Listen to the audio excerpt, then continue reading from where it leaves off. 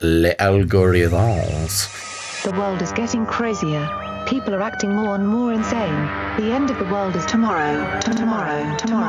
There's only one thing to do when the world is falling apart. Listen to Basil and Gonz as they discuss this week's news and events through the lens of Bible prophecy. You are listening to Canary Cry News Talk. You're listening to Canary Cry News Talk. Today is March 12th, 2021. This is episode 311. And today, it's the Ministry of Medicine. And I'm not a sandwich, but I am your best buddy, Basil. And this is Gonz. Welcome to the podcast where we praise Jesus while reporting the egregious with a well-rounded, biblically grounded take on world events. And sandwich sounds pretty good right now, actually. I was hoping you are a sandwich. I didn't have something prepared. But for those who are tuning into the live broadcast, I do just a little mini pre-stream spiel there. And I talked about a sandwich that I ate, and it sparked a lot of conversation. So that one was for you, live listeners. And that's another incentive to those who don't catch the live show. You can hear all about my sandwiches. It's a good time. Speaking of sandwiches. It's a good reason to like and subscribe. Yeah. Well, before we dive into all of our stories, we have a lot to cover today. But I wanted to mention that some peer researchers out there, Whitney Webb and James Corbett, they were both banned from Patreon, which, they're not the first to be banned from Patreon, but it's one of those issues where the next phase, I think, of censorship is going to come from these financial institutions. And it's a good reason to maybe look at Bitcoin if you want to support, your fellow. I know. We're going to get ourselves in trouble here. If you want to support your fellow online researchers, your digital, army of people out there trying to tell the truth, because it is one way to get around it. Of course, you can, send people cash. You can send people boxes of silver. Although it can all be banned. I know. They can ban all of it. Yeah, it is very interesting. Of course, people, content creators of all sorts of all shapes and sizes have been banned from Patreon and from PayPal and from, a lot of institutions that were once considered safe, but no longer. But Bitcoin, that's the thing. If you know what you're doing, you can't ban Bitcoin. Yeah, and there's been a few clips that have come out recently, and I mean, some of them are old, but this first one I wanted to share with you is from Alex Jones. He was on a show.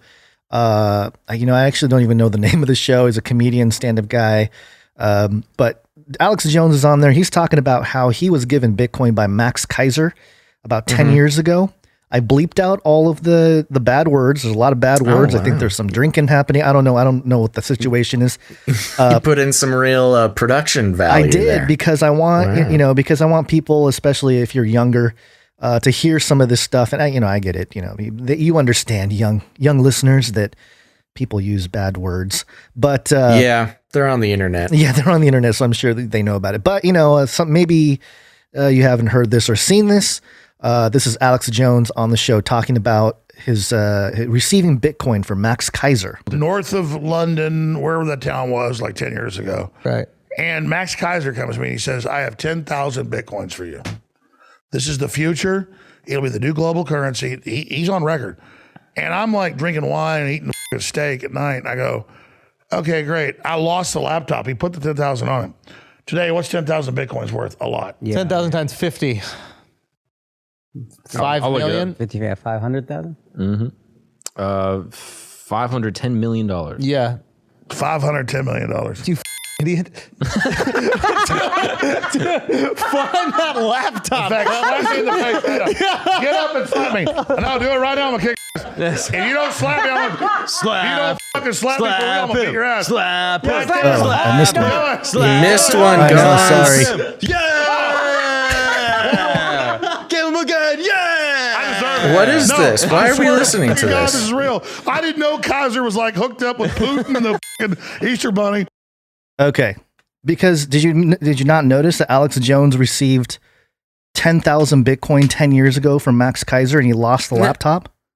I noticed that part, but then it just erupted into a screaming match that I didn't understand. Because he was telling Andrew to slap him across the face for losing the laptop.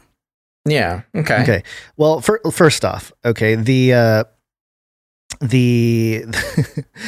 you can check. We can check. We can look at the blockchain and see if there are 10,000 Bitcoin that wallet addresses, and there's actually 7 addresses that were created around May of 2011 with 10,000 Bitcoin that haven't moved. So it's possible that Alex Jones is telling the truth here and that he really did receive 10,000 Bitcoin on a laptop. And no, I didn't do totally anything with believe it. Max Kaiser also verified the story. So, so I mean, that's $500 something million that he would have had that he lost. Yeah, it's probably in a shoebox or something. Sure. But the reason why I wanted to play this clip was because Alex Jones gets into who actually he thinks runs Bitcoin. So what's going on? Some weird stuff. Apparently. I think aliens run it. Really? Now, are we connected with the aliens? We were made by the aliens. All right. So he says aliens made Bitcoin. Yeah. Right. Okay. What do you think? I don't know, man. This guy, I've kind of caught a couple of his things recently. I just couldn't help myself. I listened to his Joe Rogan thing last year. I think, you know what I think happened? I think since he got fully banned from everything, deplatformed, canceled, whatever it is, I think he's found a new freedom that he hasn't had before. Maybe. I think he spent his whole career having to kind of upkeep some sort of image or something. But I think he's been freed. I think he created a monster. Maybe in the eyes of the mainstream, he was already a monster and they thought they could cancel the monster and have him disappear into the shadows. But all they did was uncage the beast. Because every time I witness him, especially going on podcasts and stuff where, there's a general loosey-goosiness to podcasts versus on-air radio and things like that. He just goes off the chain. And a lot of these podcasts, they're drinking or doing whatever. Who knows? Yeah. So, I don't know, man. He's a wild tiger. He's a tiger on the loose. And he actually goes on to say the only reason why he's alive is the globalists, the controllers are keeping him alive because he's just one color on the palette of paint to paint his big thing. I don't know. I mean, he basically admits that he's kind of controlled by the leaders or whatever.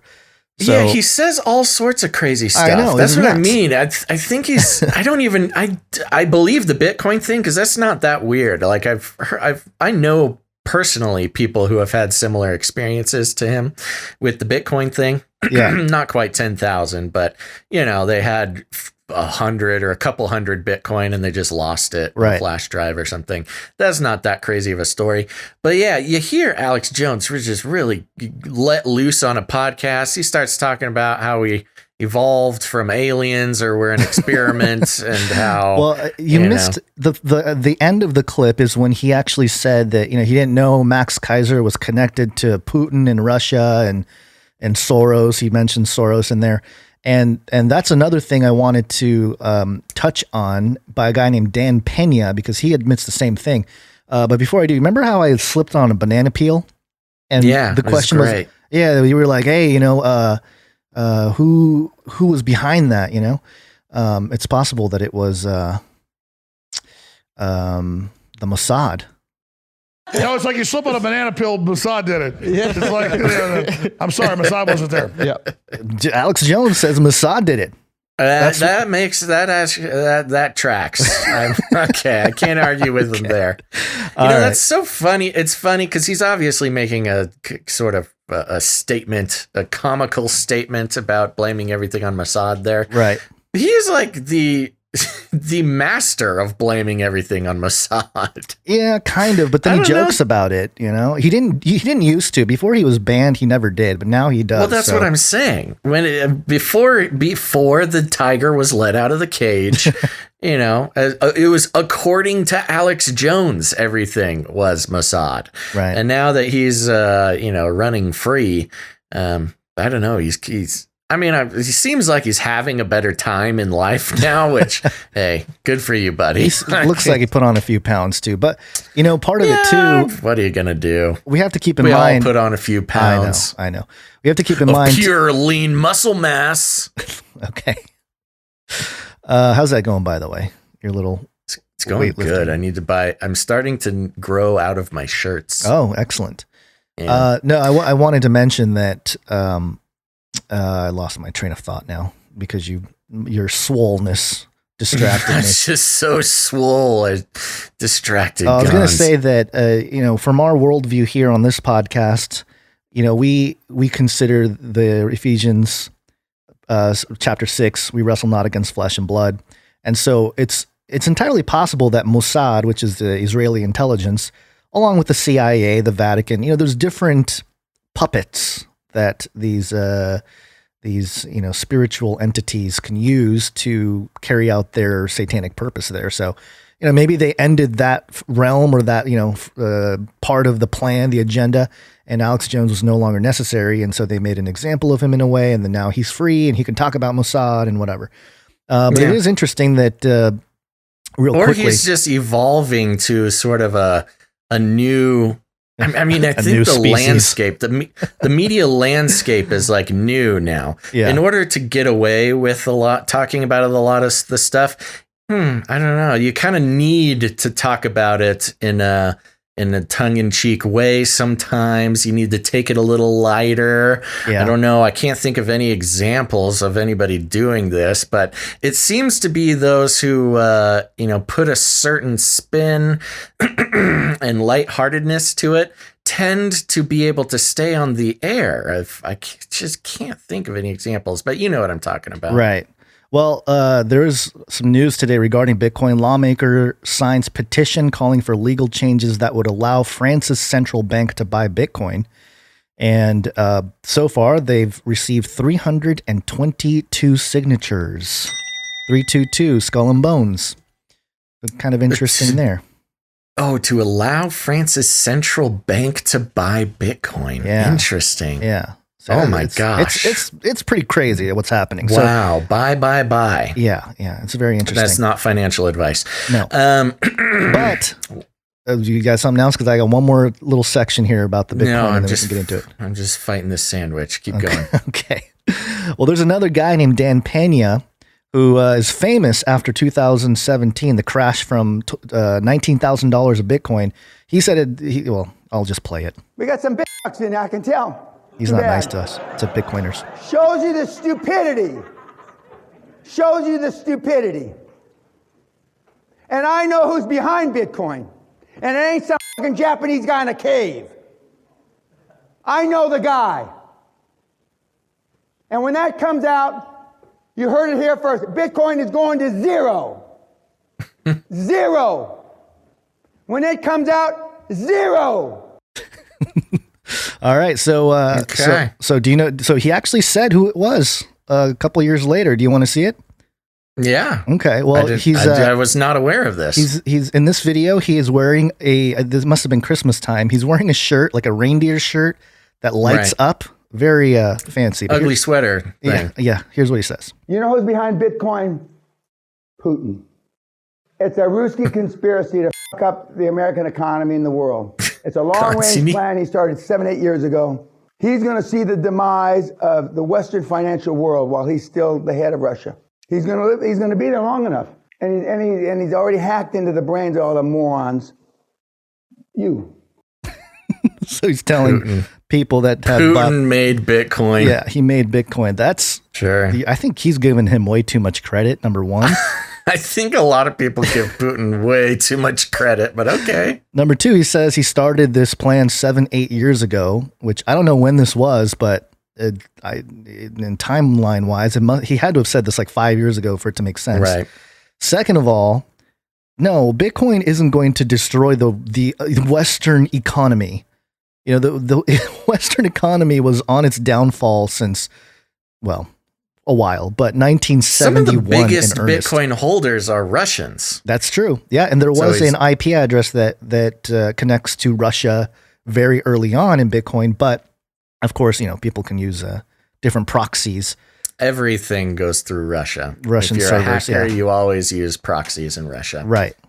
So, yeah, you go. that's interesting. I don't know. You know, I do want to just address this, and this is a long intro to the show here. We haven't even started the show, folks. Apologies, but it's not too long. What was I going to say? Oh, a lot of people think Bitcoin is going to zero. A lot of people in our chat, you know, I see you. It's all good. You can have your own thoughts. And here's the thing: Bitcoin may go to zero. But we're talking about $0. I am making no guarantee. It would not surprise me that it is possible for it to happen. I don't think it can happen at the press of a button, because that's just not how it works. You know, much like how stock prices don't work that way either. But you know, I'll just say right now, for those who are blatant Bitcoin haters, hey, that's okay. We'll see what happens. I mean, you obviously don't have any or don't know much about the technology, but that's okay. I mean, it could very well go to zero. I don't think it will, but you know, anything's possible. Well, that's when you say go to zero. When this guy says go to zero, you're talking about in the dollar USD value. The dollar denomination, and you just got to get out of that frame of thinking that the US dollar is the end all be all to measure value.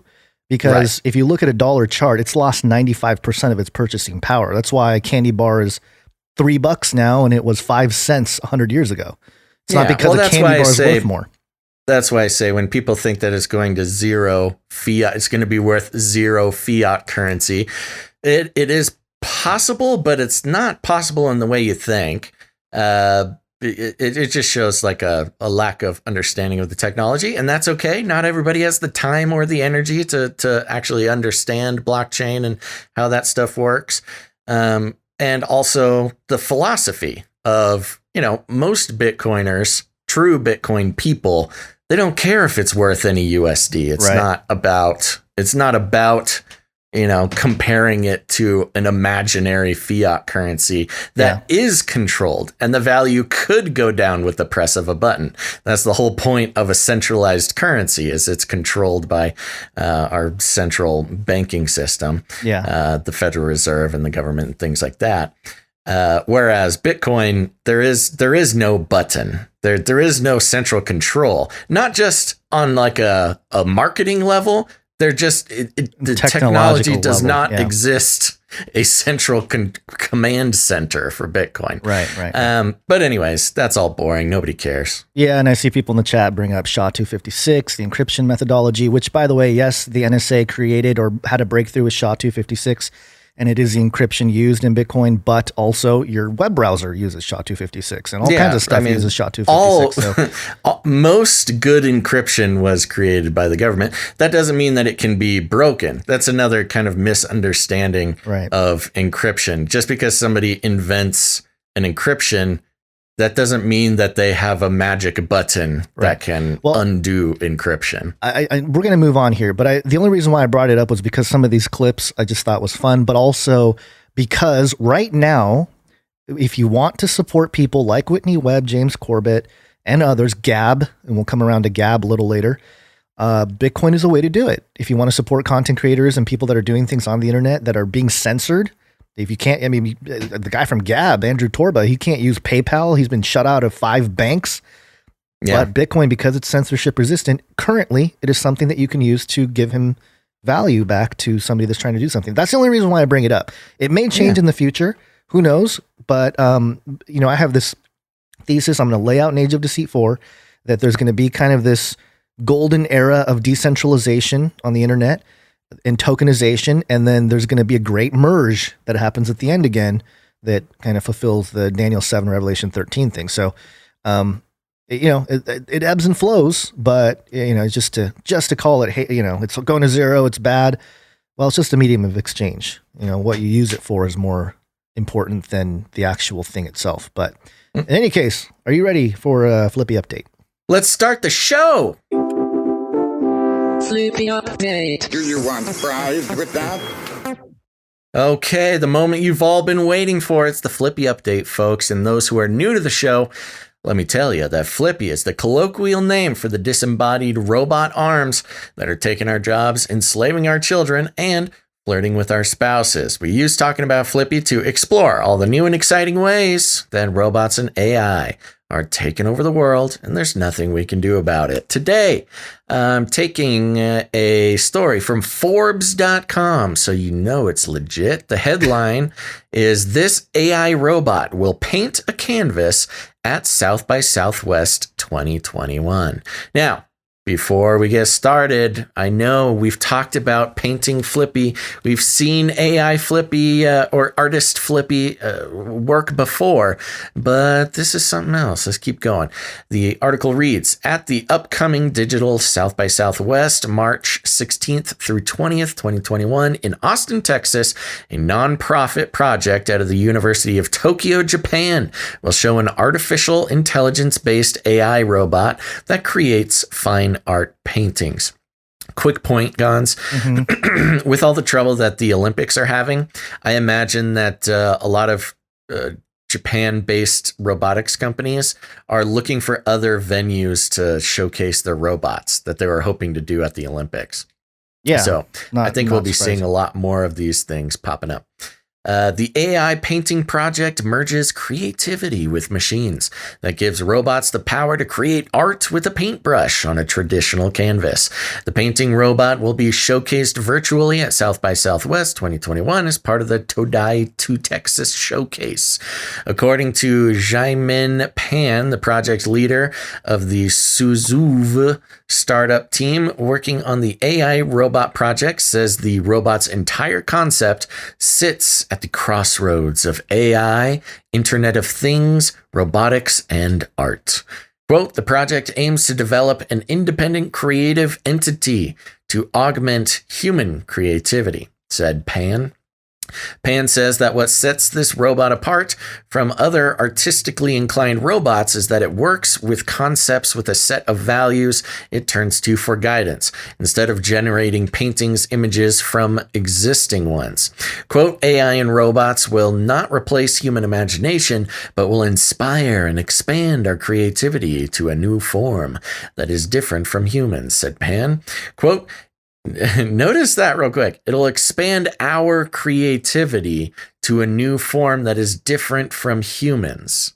So it's sort of this transhumanist, H plus, human plus evolution in human imagination. Not just that the robot will be imaginative on its own, but that it will expand our own creativity to apart from human creativity. Moving on. Quote, "In the not too distant future, there will be a variety of creative robots, and their views of creativity will be widely different than those of humans. The AI robot is given multiple concepts to generate a picture through a collection of brush strokes.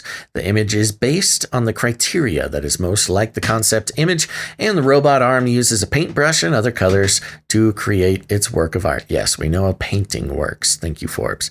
Pan says the complexity of painting can be determined by giving the AI robot instructions to shape the final image.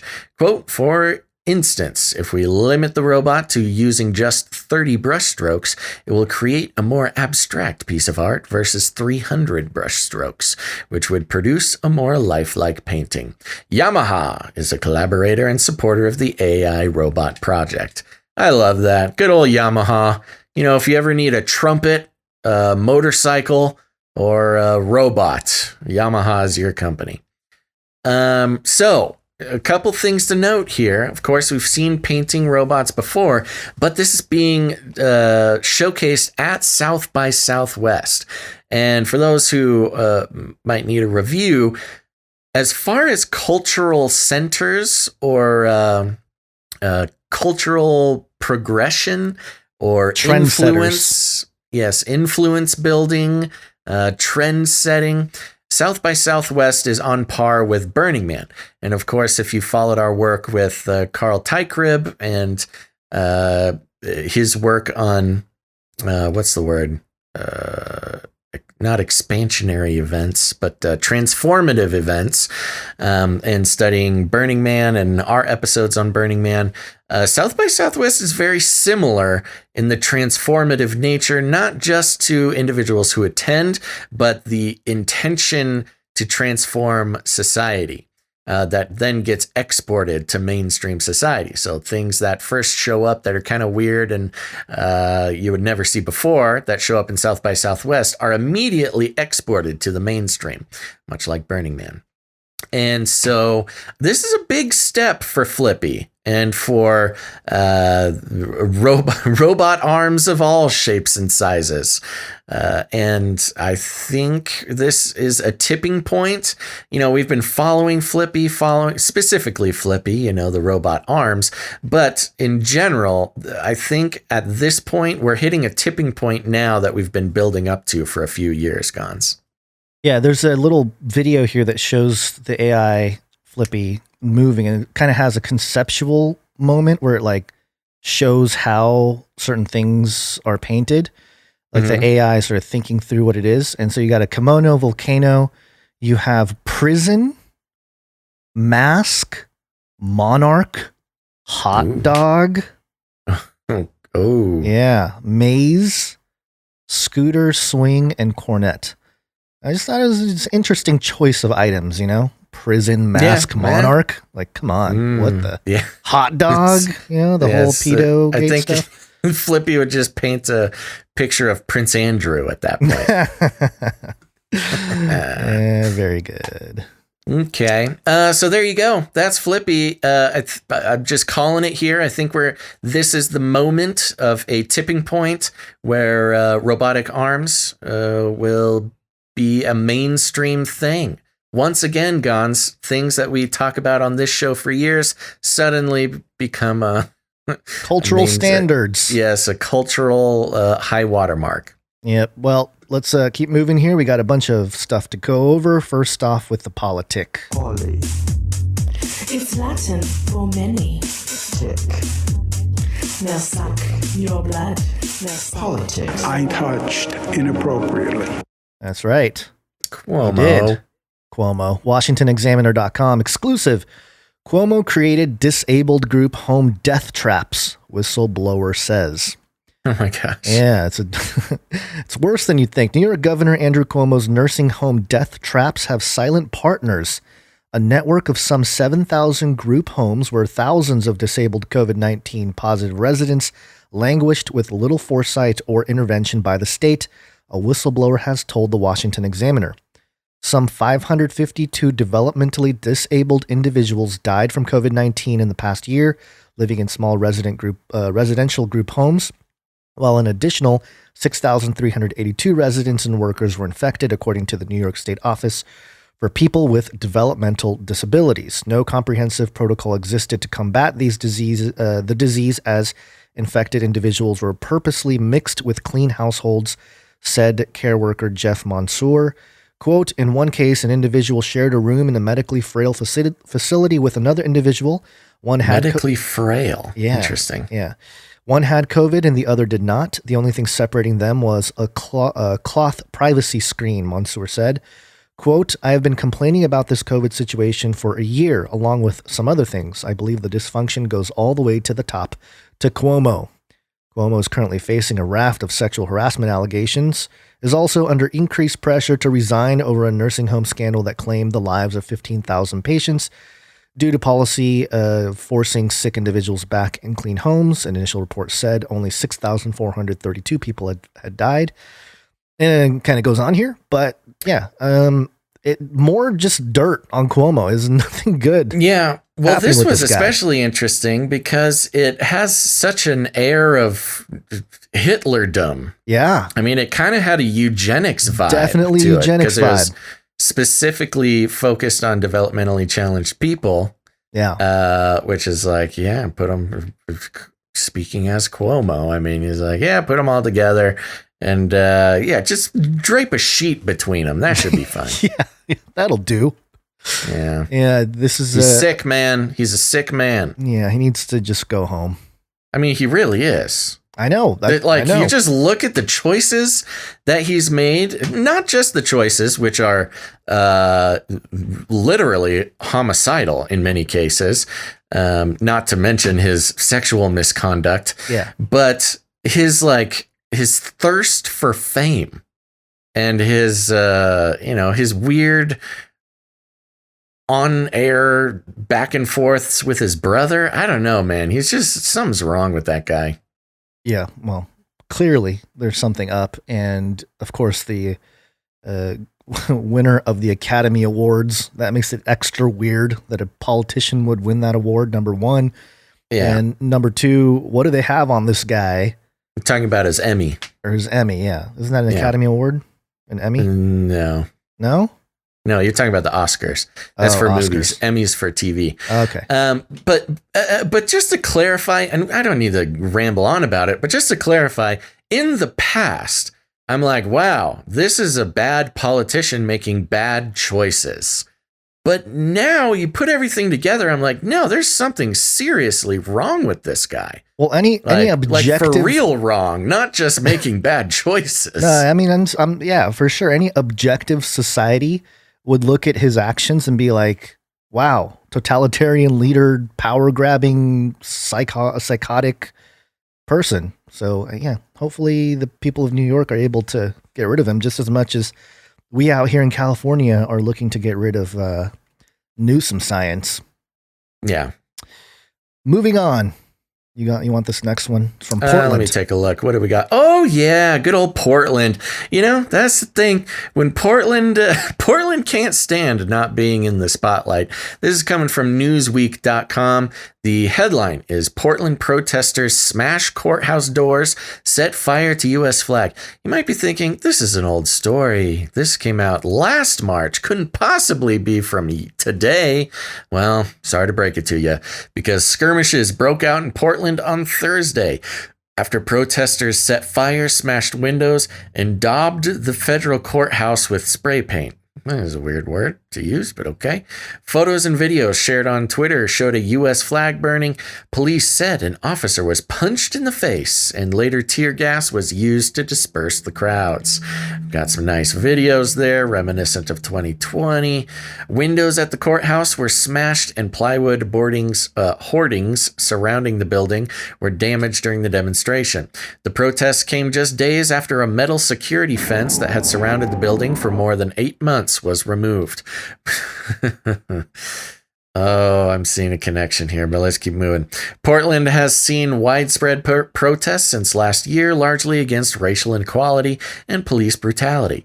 Portland police say they arrested one person after responding to a report of a group of trespassers in the lobby of an office building in the 1300 block of Southwest 5th Avenue, the address of an office building close to the federal courthouse, at around 2:30 p.m. Quote, officers arrived and found about 30 people refusing to leave, some smoking inside, some with pets. Oh, they showed up with pets this time, police said in the statement. Quote, the situation escalated when people began damaging property, including a television and the front doors to the building. Quote, officers later located a suspect on the steps of the federal courthouse, 1000 Southwest 3rd Avenue, where they arrested him. He resisted the arrest, and an officer was punched in the face. Darby M. Howard, 22, was arrested for criminal mischief in the first degree and resisting arrest.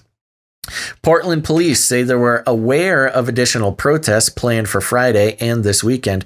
Okay, we're a little over halfway done with this, and they have not yet told us what the protests are about.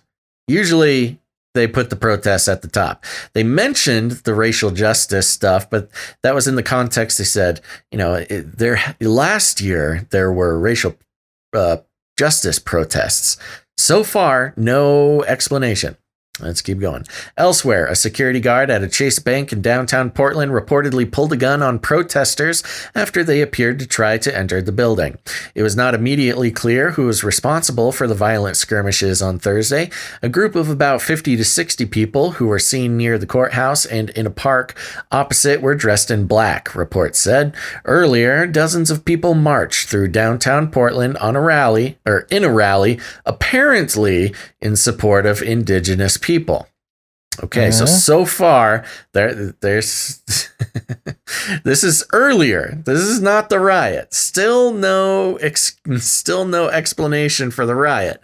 This was earlier. Dozens of people were marched in support of indigenous people. Graffiti on the courthouse said "Stolen land" and "Land back." Okay, the clues are coming together.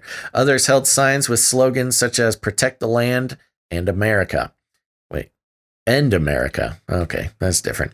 Demonstrators were said to be rallying against a proposed pipeline expansion, which they said would bring nearly 1 million barrels of tar sands per day from Alberta, Canada, to Superior, Wisconsin.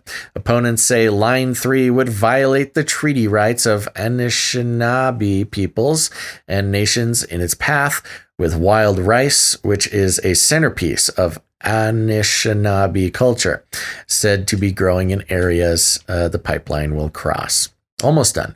They also warned the pipeline raises the risk of a spill and argue that the project will have wider environmental repercussions for a warming planet.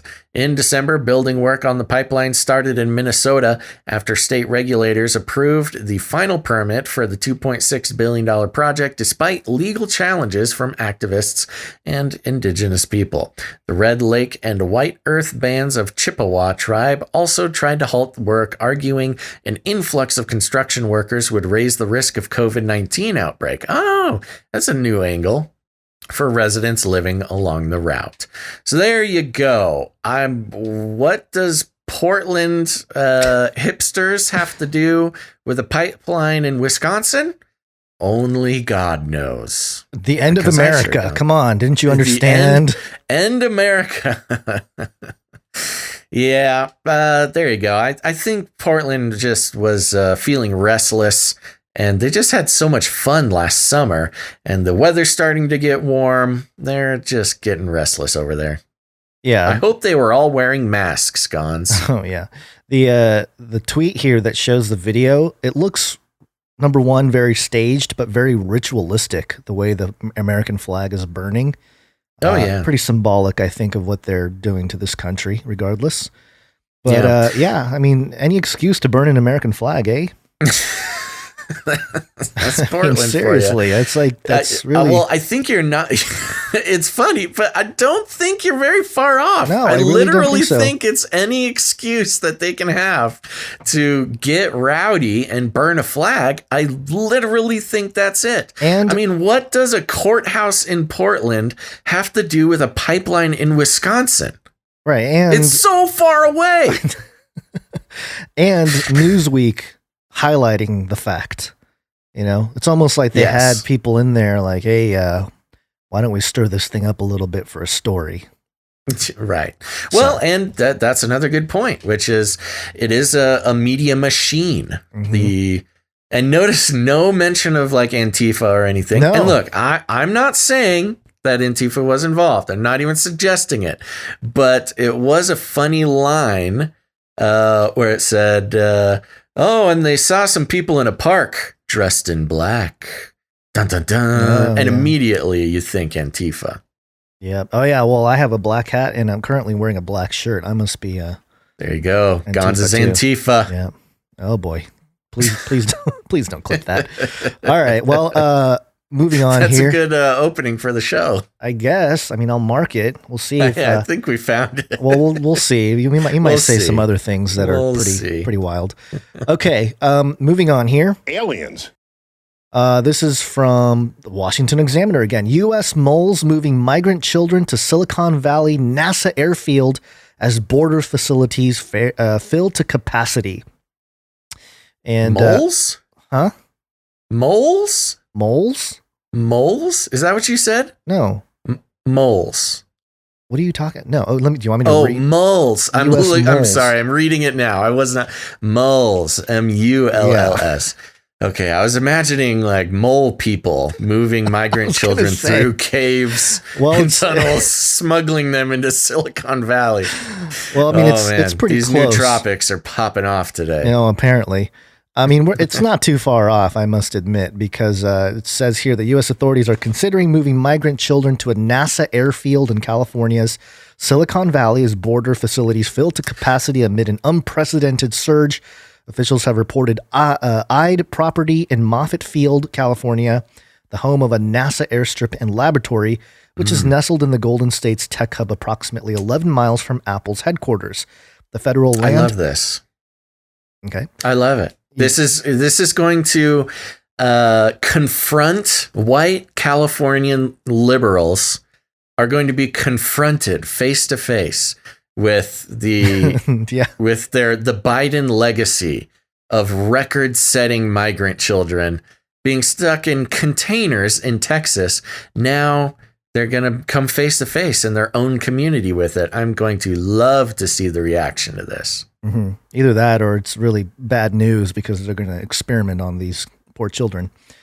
The potential move follows the news that more than 3,200 children have been moved to holding facilities which are designed to house adults under the watch of U.S. Customs and Border Protection. Of the total, 1,400 children have remained in custody past the 72-hour limit in small concrete rooms without beds, dubbed hilaris. Is that how you say it? I'm not hilaris or ice boxes. Hilaris. Okay. My whole take on this thing was that someone at NASA heard that there's alien children at the borders and they got really excited and they're like, "Hey, I know a place we can house them." That's funny. Aliens. So, I mean, yeah, there's not much else to go into with that story other than that. Hilaris. Yeah. Yeah. So let's see here. The small concrete rooms. These are Biden's new fancy rooms. They're calling them ice boxes. Yep. To keep him nice and chill. They're chill. Oh my God. That's what Biden will say too. The kids, they're chilling. It's hot in Texas. Man. We put them in ice boxes. Come on, man. Come on, man. So anyway, there you go. I mean, this. I don't know. It is interesting to see how people will react to this. Yeah, that is a very long ways to transport these children. Now, I don't know if they're coming from Texas, where they could be coming over from Southern California. There, it's still like a 6-7 hour drive. It is a long way up the coast to bus these children away from their parents, deeper into the United States, away from their parents, which I don't really fully understand. But yeah, this is interesting. You got these California white liberals who are going to. Now, Adam in the chat made a good point, which is nobody's going to see them. They're going to keep them out of view. No one's going to see them. That's what makes it even more suspicious. What are they going to do with them? No, and here's the thing: these are undocumented children starting to get bussed around by the government. Yeah, and that's never good. No, not a good sign. Who knows where they're going to end up? No, they could be putting together our iPhones for free. Yeah. in dungeons. Oh, jeez. I'm just saying, man. I know it's an OGs because you're not wrong. That is a possibility. Yeah. All right. Okay, so moving on, we got a bunch of Biden stuff here to cover. Oh, hairy legs. Got hairy legs. And you're welcome for the fantastic art that I put together for today's show with. It was beautiful. Biden. Whoa. Oh yeah, you probably opened the file there. Yeah, I clicked it. Yeah, I have some clips here, or a clip. This is courtesy No Agenda. They have they do a good job of documenting their clips. So I grabbed a few of them today. But it's a good resource, and they offer it as a resource as well. So thank you, John C. Dvorak and Adam Curry, for the resource of your clips. Right, and this one went around, but let's just listen to it. I just want to thank you both, and I want to thank the former general. I keep calling him general, but the guy who runs that outfit over there. I want to make sure we thank the secretary for all he's done to try to implement what we've just talked about. and for recommending these two women for promotion. So thank you all. May God bless you all, and may God protect our troops. So the guy that runs the outfit over there, you mean the Pentagon president? Is he an actual general, or did he just call him a general? He's a Secretary of Defense, Lloyd Austin. He's the Secretary of Defense. He's running not the a Pentagon. General, though. He's not a military maybe general. Maybe he was formerly. He's just making stuff up at this point. Oh, he forgot the title Pentagon and Secretary of Defense. And what came out of his mouth was, yeah, the guy that runs that outfit over there. Yeah. Oh, it's so funny because with Trump, Trump could mess up a slight pronunciation of Secretary of Defense, and it would make top headlines on the New York Times, or just some slight flub.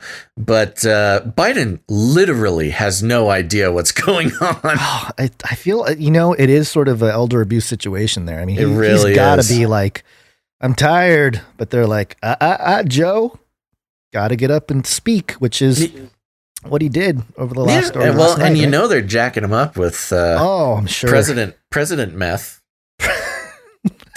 I mean, it's funny, but it's true. Presidents have access to whatever methamphetamines they need, and if anybody needs them, it's that guy. Oh, yeah, well, that's interesting. President meth. If if Elon Musk were to get approval to stick a Neuralink in any world leader, it would be President Joe Biden. I mean, categorically, they can be he's suffering.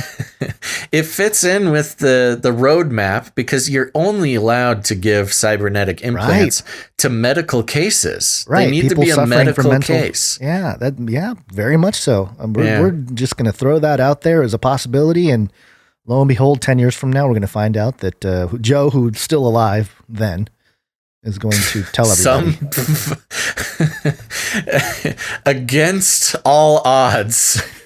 He will be alive. He'll be kept alive by the cybernetic takeover of the world.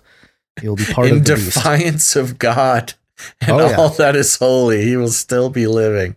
Well, he will appear to be living. Let's just say that. Yeah, good point. He did give a speech. Go ahead. What did you?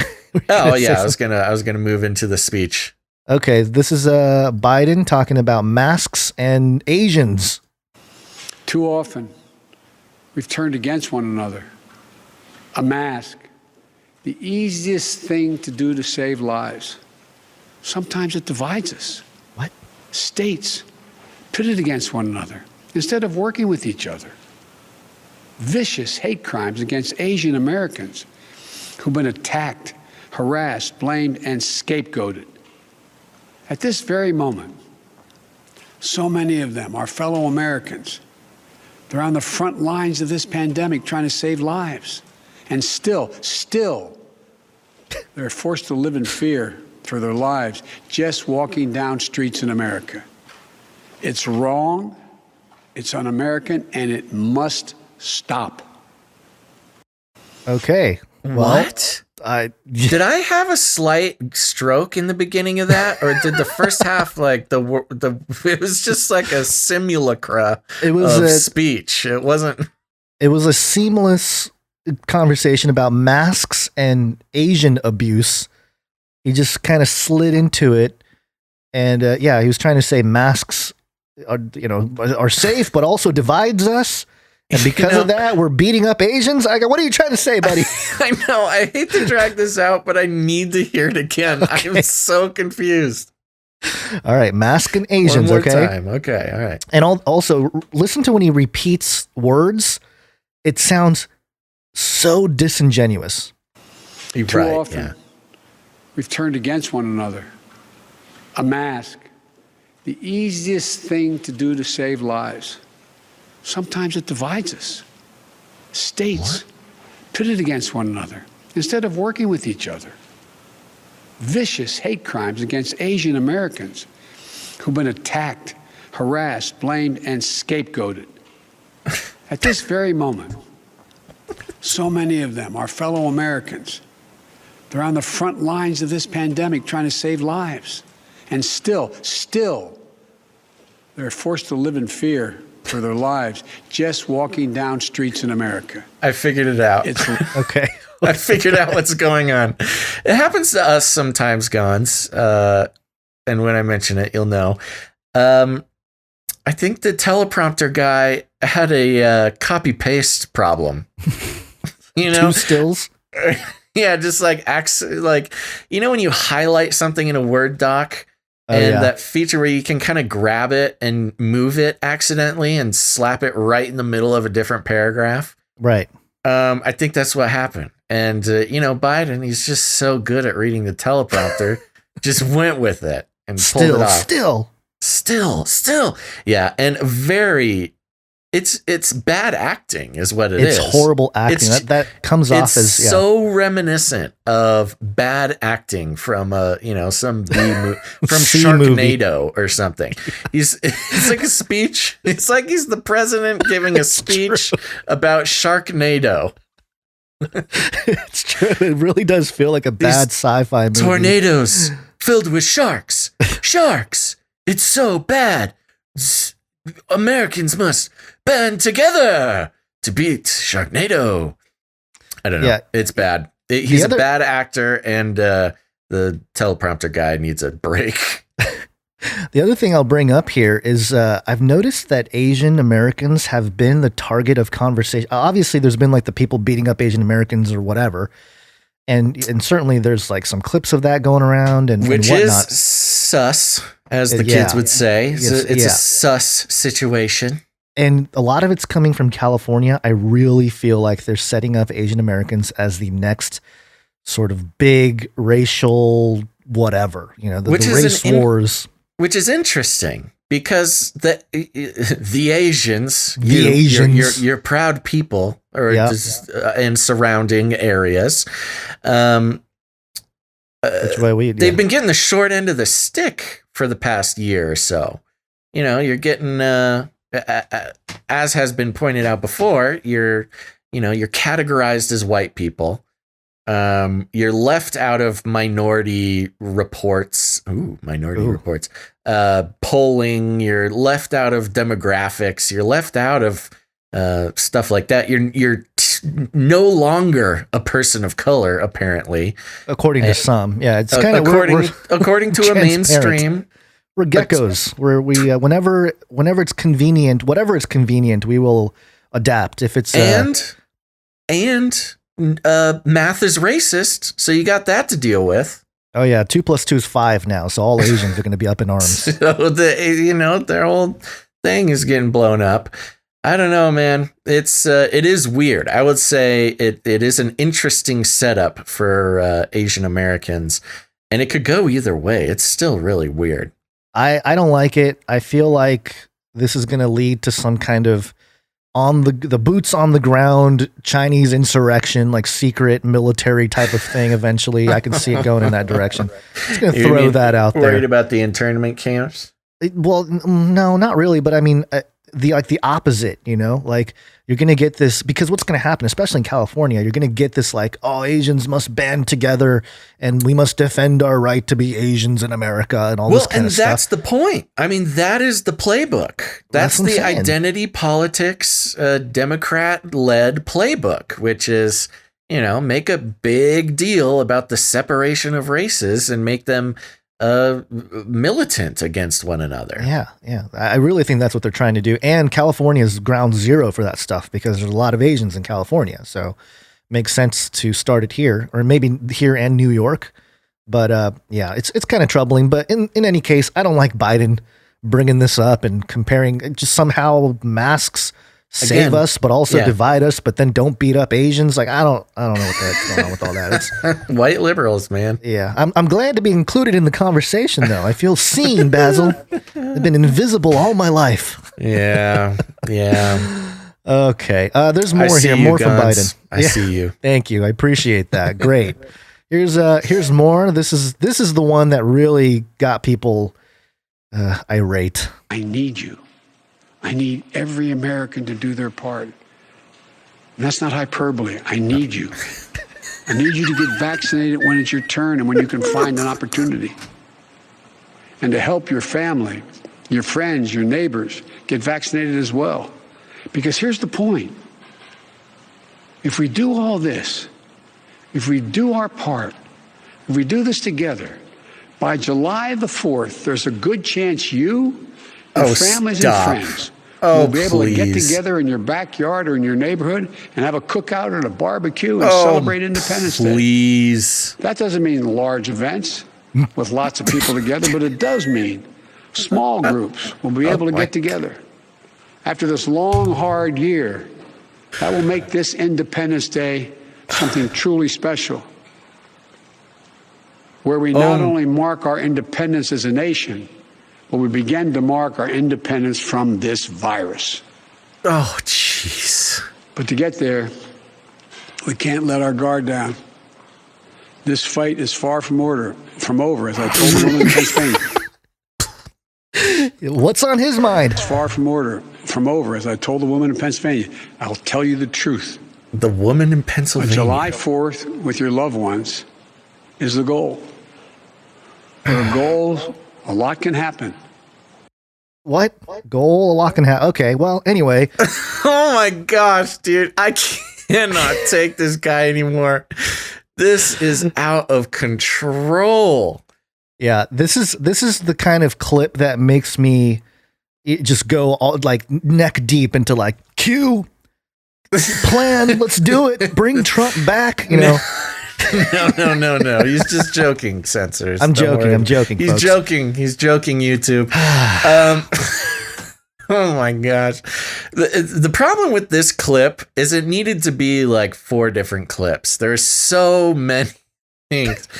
I love the opening, which is like, hey, I need you to do this for me. I need you. This is not hyperbole. I need you. Stop.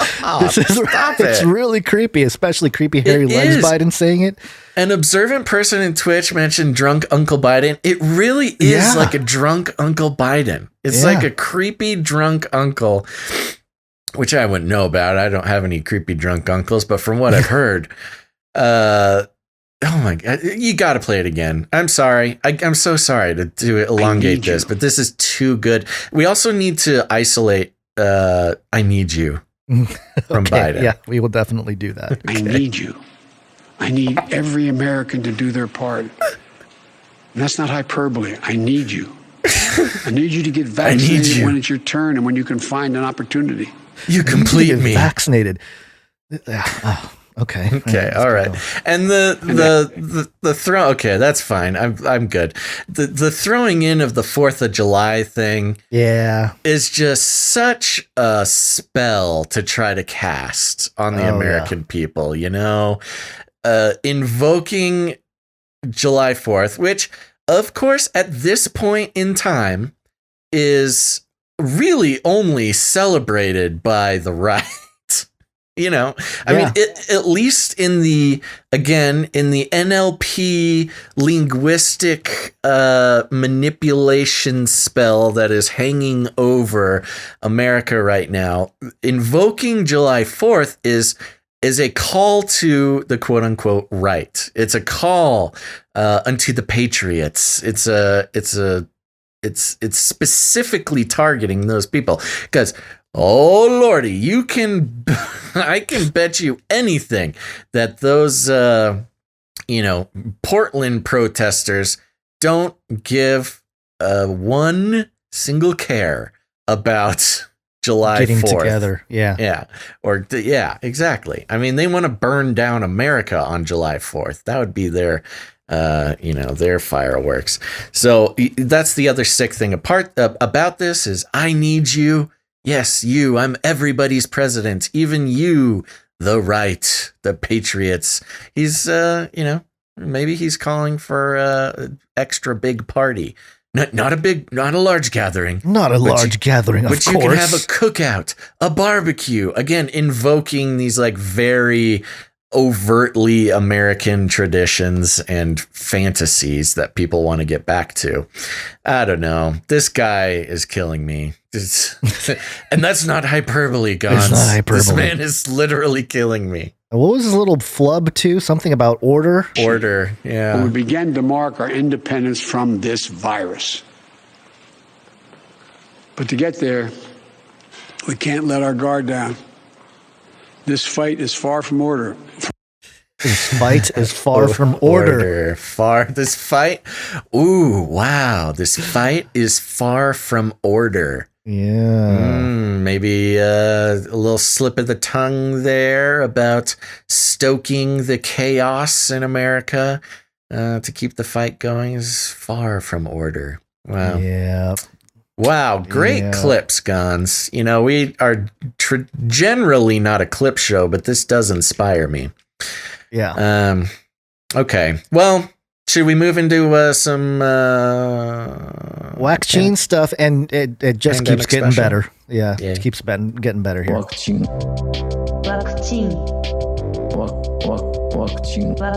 State-sponsored propaganda machinery. This clip is from Dr. Fauci. He was interviewed by a Mexican comedian named Eugenio Derbez, and in it, he makes some claims here. Let me play the clip for you first. Last week, Catholic bishops warned the Catholic community that they should not use the Johnson & Johnson vaccine. Can you explain why? Well, some, not all, because there are Catholic bishops who are saying the opposite of that. And the reason is in the preparation of the Johnson & Johnson vaccine, they used a cell line that was taken from fetal tissue from years and years ago to be able to produce the vaccine. Sorry, is that true that there is a residual DNA from an aborted baby in the Johnson & Johnson vaccine? No, there's no residual DNA that gets injected into you at all. Okay, so there's that claim. There's no residual amount of fetal DNA that gets injected into you at all. Right. Well, not according to the FDA.gov. Oh, here's the fact sheet for healthcare providers administering vaccines, and the Janssen COVID-19 vaccine to prevent coronavirus disease 2019. And clearly in the document here, it states, I was just there, I had to read the top there. Where did it go? Here it is. Each dose may also contain residual amounts of host cell proteins and or host cell DNA. And hold on, there's a part where it talks about the embryo. No vaccine-related adverse effects on human fertility. Oh, maybe that's not it. Oh, I lost the spot. Oh, no.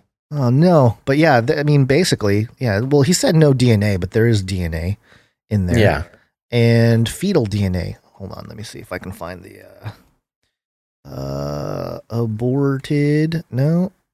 Where did it go? I had it earlier. Would they have put it under the name of the strain, the HK237 or whatever it's called? Yeah. I think this is the line here that talks about each dose may contain residual amounts of host DNA proteins. And so residual amounts. DNA. So yeah. So again, to go back to the real setup here. So they're claiming the trials, in the experimental period while they're developing it, they were using, I wish I knew off the top of my head what that cell line is called.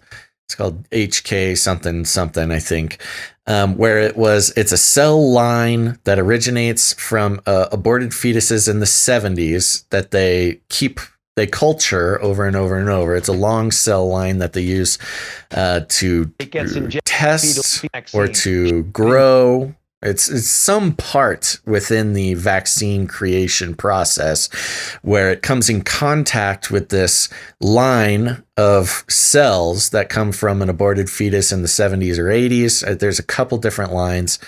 But it's saying right there in the document that there may be some residual host cell or host DNA. Right. Well, I don't know. Maybe this DNA here, now that I'm looking at it closer. HEK 293. Thank you, Terry. 293. Maybe they're talking about the DNA of of COVID-19, not an abandoned fetus. Yeah. But thank you to everybody. Actually, everybody was correcting me. Thank you. I appreciate that. Yeah, no, I mean, that's interesting. I would like, maybe we can get some clarification from producer Mark. Yes. Yeah. Our resident 25-year plus microbiologist. Maybe he can clear that up for us. But yeah, that is interesting. And the funny thing about it is whether or not we are reading this correctly, HEK 293 or one of the corresponding or similar cell lines was used in the development of the vaccine, no matter what, whether or not it actually is in the syringe. It was used in the development, and that's what the Catholics care about. I mean, a lot of people do, but in the context of this story, the clip, yeah, I don't think it makes much difference to Catholics whether they're. I mean, it's obviously worse if you're getting actually injected with aborted fetal cells. But I think the fact that it was tested and developed using the cell line from aborted fetal cells is enough for Catholics in this case to not want to be involved with it. Like that's this weird little hair splitting where Fauci, which is Fauci's way, by the way. Yeah. Every time he's caught up in a little thing or being proven wrong or even being challenged, he doesn't respond with like cold, hard facts and evidence. He is a master hair splitter. Yeah. And that's what's got him this far. And that's what this is. I don't think anybody who is concerned, I mean, as is evident by our own broadcasting and exploration of this issue with these aborted fetal cell lines from decades ago, 50 years or so. Producer it doesn't Mark matter. In the chat, people don't care. Yeah, producer Mark in the chat did say, yes, maybe residual DNA if they do a poor job purifying. It is not a feature to have cell culture DNA in the vax. So yeah, okay. There you go. So, it's not a feature, but residual is a possibility. Yeah. And we've done a whole thing, yes, on how having the cell culture is not a feature. It's not an ingredient listed on the bottle, but it is used in the development. And yes, as this fact sheet for healthcare providers administering vaccine clarifies, yeah, there could be some of that DNA left in the final product. A lot of this comes back to how the scientists or science in general, how they label things or how they describe things or categorize something, and how maybe the general public will perceive those things, because they're not going to get into the minutia.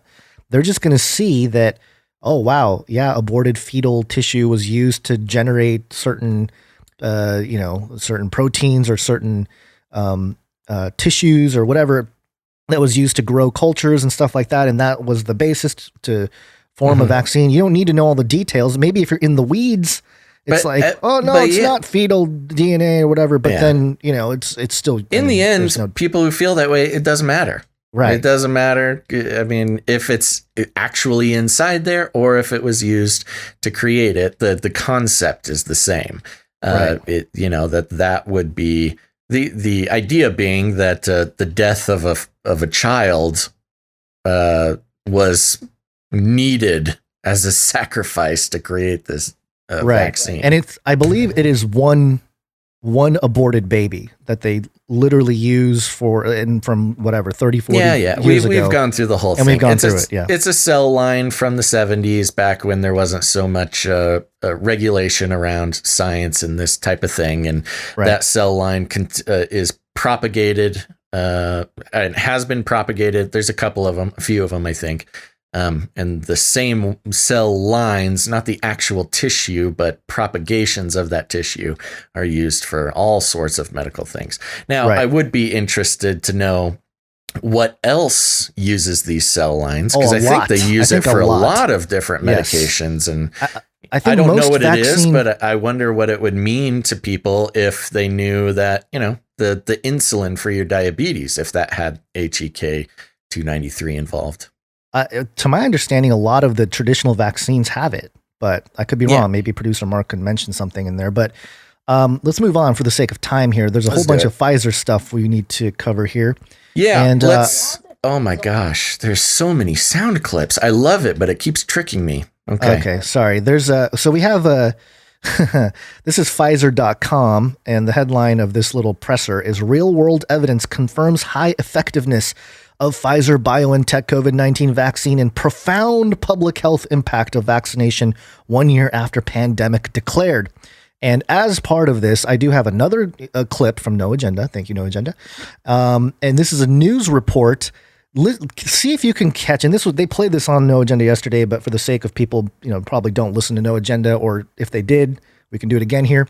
But listen to how they twist the person that got infected after getting a vaccine. The positive test result taking that nurse by complete surprise, but she's now coming forward with her story because she believes it shows the vaccine really works. Circle of Health reporter Denise Tador explains.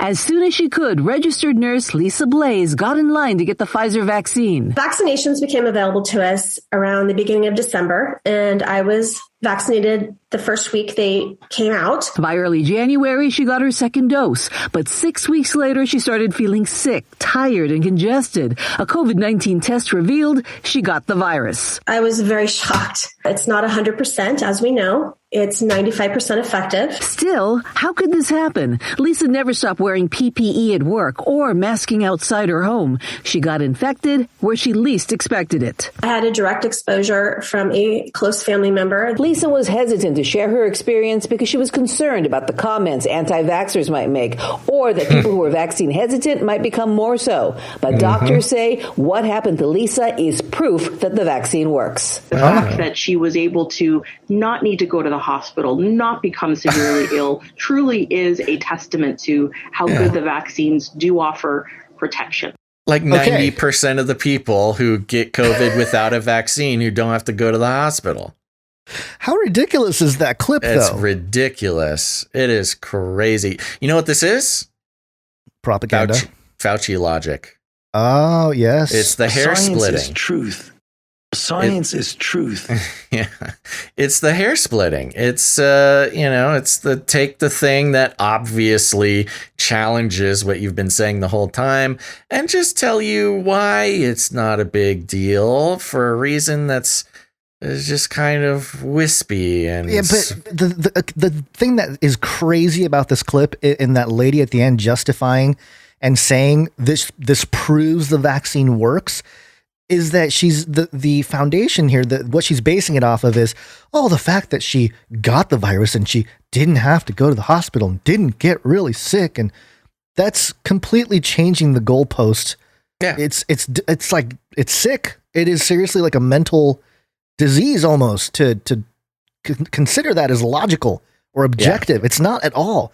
It drives me crazy because it's like, wow, people watch this and, I guess they're like, I guess you can get it after, but hey, I won't get it as bad. The thing is, man, they want to believe it. They want to believe whatever the news is telling them because the idea that the news is lying to them is so traumatic and would blow up their world so much that they have to keep believing it. And that's what it is. It's a self-preservation tactic that normies are having to implement without even thinking about it, by the way. It's an automatic defense against, having your entire world shattered, considering the fact that you're the authorities, your superior humans in charge could possibly mislead you.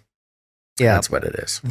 The document here, going back to the Pfizer.com document, and they're just I like how Pfizer publishes a report on how amazing Pfizer is. And I like how they bring up Israel a lot, which we will bring up in the next story. Most beloved apostle. Yeah. And it says here, and I love how they boast their surveillance here. And it says findings from the analysis were derived from de-identified aggregate Israel MOH, which is a Ministry of Health, surveillance data collected between January 17th and March 6th of 2021, when the Pfizer-BioNTech COVID-19 vaccine was the only vaccine available in the country, and when the more transmissible B117 variant of COVID or SARS-CoV-2, formerly referred to as the UK variant, was the dominant strain. And then it goes on here. Quote, Israel's strong health system and an unprecedented societal mobilization and awareness allowed us to achieve high national uptake of the COVID-19 vaccine in a short period of time. Thanks to our comprehensive public health surveillance program, we've been able to document the remarkable success of the nation's vaccination campaign with the COVID-19 vaccine. Thank you so much, surveillance. You are so wonderful. Just the awesome surveillance of Israel. They can just see everything. I can't hide anything. So good. I want them to look at my sewage pipes and put cameras in my potty. Yeah. It's just so weird how it's so like, oh, the blessed surveillance apparatus has given us confidence that it works, and it just goes into Israel. But you know what's really interesting? This also, the fact that Israel is being just, they are the darlings of this vaccine worldwide. They're the example, is part of this next story here. Real quick, one more thing. And I like how you step on me right as I get to the punchline of that. The problem is, the problem is my nootropics are firing off. By the way, we didn't mention it, but you're trying out the old mushroom blend. Just mushroom blend, see how it works here. Mushroom blend. Are you still off the coffee? Well, I was off sugar for a while. I felt okay. And I'm drinking water and tea and stuff like that. So still not really doing mushrooms. Not doing any whatever sodas and stuff. Okay, no more soda or sugary drinks. Anyways, this that last the little snippet that you read, it is this bizarre glorification. Now you got everybody in the chat saying Gonz is doing shrooms. It's about time you not get accused of psychedelics. that, I'm not on me. psilocybin. You go on record. It's not psilocybin, bro. I don't know. Maybe you're on that. In there. What is it? Ashwagandha. Yeah. Anyways, let me see here. Cordyceps. Oh yeah, the cordyceps. Organic mushroom. Yeah. Anyway. Go on. You were talking about that last line. Yeah. Well, it's just this weird glorification. Again, going back to the people who just must believe what the news tells them, because if not, it's too traumatic for their worldview. Their entire world would shatter. The glorification of the big brother. Like, yes, please look at everything I do. It's kind of like... Never mind. I'm not going to get into it, but it's just weird, man. Anyways, I didn't need to interrupt for that. I'm sorry. I was just baffled. All right. But I will steal this one from you over on timesofisrael.com. The headline, Pfizer CEO hails, quote, obsessive Netanyahu for calling 30 times to seal vaccine deal. Again, what kind of horrible abusive relationship are we having with this whole vaccine thing? It's like, you ever have a weird crazy ex or something and they call you. I was going to say that. That's what I was going to say. The crazy ex that calls 30 times. Got to change your number. Yeah, they call 29 times and you've blocked, you just haven't answered every single time and they still call that 30th time thinking it's going to work. That's Netanyahu. Pfizer CEO Albert Bourla on Thursday praised Prime Minister Benjamin Netanyahu's obsessive efforts to secure a coronavirus vaccine deal for Israel and predicted that children younger than 16 will soon begin receiving the company's vaccine. Quote, he called me 30 times, Bourla said in Netanyahu. Never in the history of human civilization, since the dawn of the telephone, has anybody been praised for calling somebody 30 times. I mean, nowadays, you call me once, and that's too much. Don't call me. Keeps going. Speaking with Israel's Channel 12 News, Bourla said he believed it was, quote, a question of weeks until kids aged 12 to 16 could start receiving the vaccine, but stressed that it depended on FDA approval, which is a whole other thing going on. The part of the thing that's gross about this story is it's about vaccinating kids under 16. but they're sort of wrapping it in the story of how amazing and persistent Bibi Netanyahu is for wanting to make sure the children are safe. And I feel like this is a response to the bad PR he received when he basically said that they need to microchip children. You know, remember last summer he said pretty much they need to microchip them, and then if they come within 6 feet of each other, they're going to get an alarm and all this kind of stuff. Just nonsense. It's almost like a reversal of that. Like, no, really, I care about the children. Look at me. I'm calling this guy 30 times to make sure things are going to work out. It feels like the elites are just gaslighting us. Oh, it's a real in-depth gaslighting operation. Yeah. No, it's good to be spied on by the government. If it wasn't for the Panopticon, how would you know that we love you? Ah, yes, it's healthy when your leader calls 30 times. No, that just means he loves you. Kind of Cuomo. I feel sorry for right. Oh, and that and the lady with the with the vaccine and still got the thing. It was very Cuomo as well. They're kind of Cuomo. This is a good theme. The theme is, I don't know, it's got something to do with, there's a lesson to be learned here, ladies and gentlemen. Anyways, and with the FDA approval, we don't need to go deeply into it. None of the vaccines have been FDA approved. Anybody, and Jen's from the mouth of Jen Psaki, who repeatedly keeps saying that the vaccine is approved by the FDA, is a blatant lie. It's just a lie. There's no other way to put it. It is straight up a lie. The vaccines have emergency use authorization, which is explicitly not FDA approval. Anyways. Liar! So not much else to go into with this Bibi Netanyahu thing. He's needy. and kids are going to start getting vaxxed in Israel. You know, I like how it mentions here on Wednesday, which is a couple days ago, that the top Israeli health official said he gave 600 children between the ages of 12 and 16 an at-risk group the Pfizer-BioNTech vaccine and has seen no side effects. And it blows my mind because that itself is sort of this propagandistic thing, because you don't necessarily see side effects like a day or two later. And how many kids? 600. Yeah, which is way too small of a test group.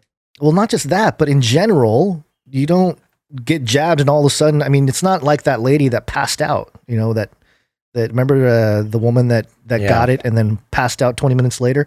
Right. I mean, the effects, the concerns, the legitimate objective concerns about vaccines in general, not just the mRNA, but just in general, are the long-term effects of how it might affect your genetics, how it might affect our children's genetics, and on and on. So, you know, it's just annoying when I see like, oh, there was no side effects. It's like, well, it's been a day and a half. Something was pointed out to me that I had not fully considered. Now, we've been following the vaccine thing since the entire time. People know how we feel, but I had never considered this angle of it, which is the vaccine basically programs your DNA. I'm using very basic language, basically programs your DNA to create protein, a certain protein forever. That's right. Forever. There's no end date. Your body just creates the protein forever. And what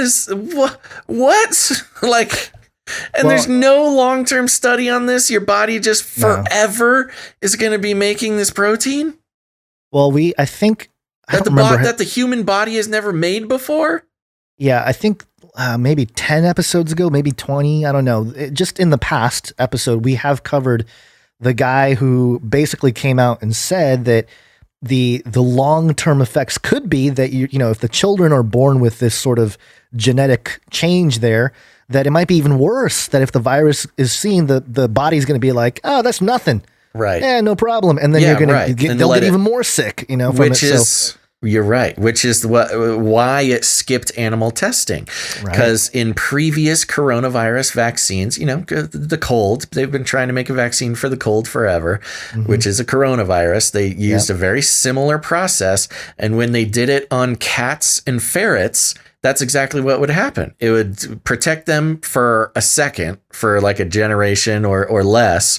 And then when the body got used to having that protein, it stopped protecting against it. And they would die immediately when they caught a cold. Yeah. Yeah. I think this is a long-term, not even long-term, one generation removed play on population control.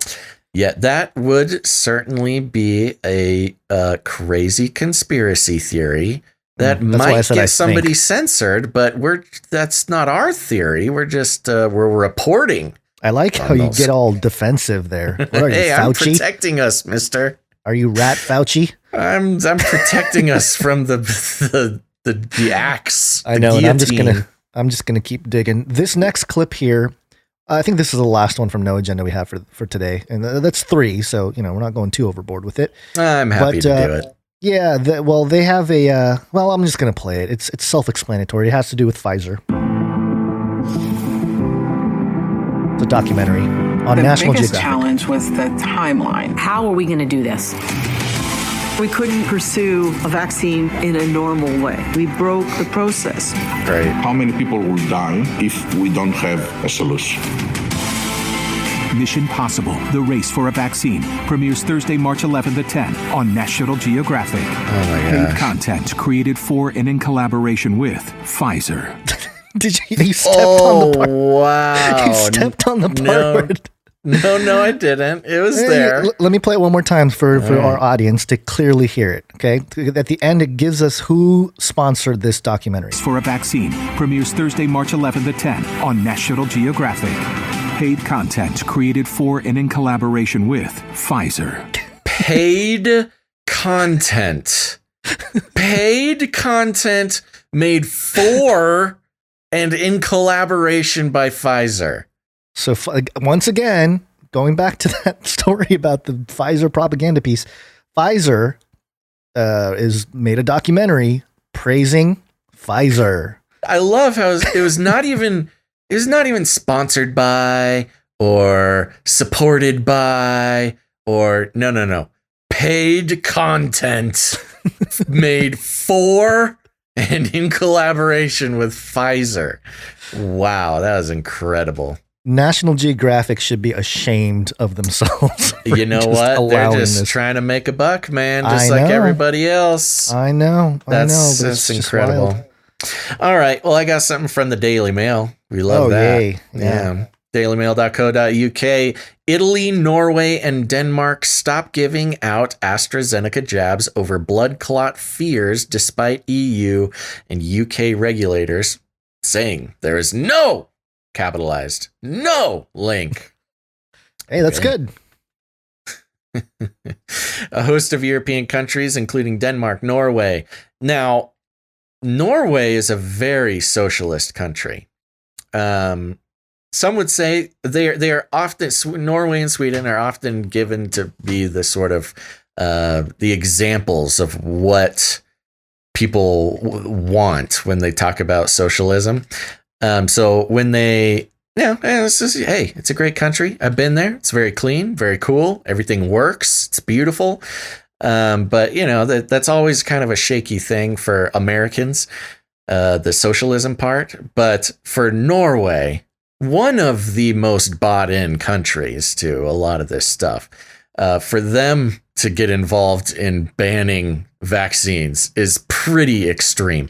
A host of European countries, including Denmark, Norway, and Iceland, have halted the use of AstraZeneca jabs amid fears they cause blood clots, while Italy has suspended a specific batch following 2 deaths in Sicily. And remember, earlier on, Norway, you had 26 elderly people in a home die immediately after getting the jab, and then they're like, no, it's unrelated. Don't stop asking questions. A nurse in Austria, 49, died from a blood clot on Monday shortly after taking the vaccine, amid reports of a few similar cases across the continent, despite millions of doses being administered safely. Gotta add that. Austria, Estonia, Latvia, Lithuania, and Luxembourg have suspended the use of the same batch given to the nurse in Austria, ABV 5300, which is not a killer robot. It is a vaccine, which was sent to 17 European countries and consisted of 1 million jabs. Denmark, Norway, and Iceland on Thursday went further, suspending the total use of AstraZeneca's COVID-19 vaccine pending investigations. So not just the bad batch, but got rid of it altogether.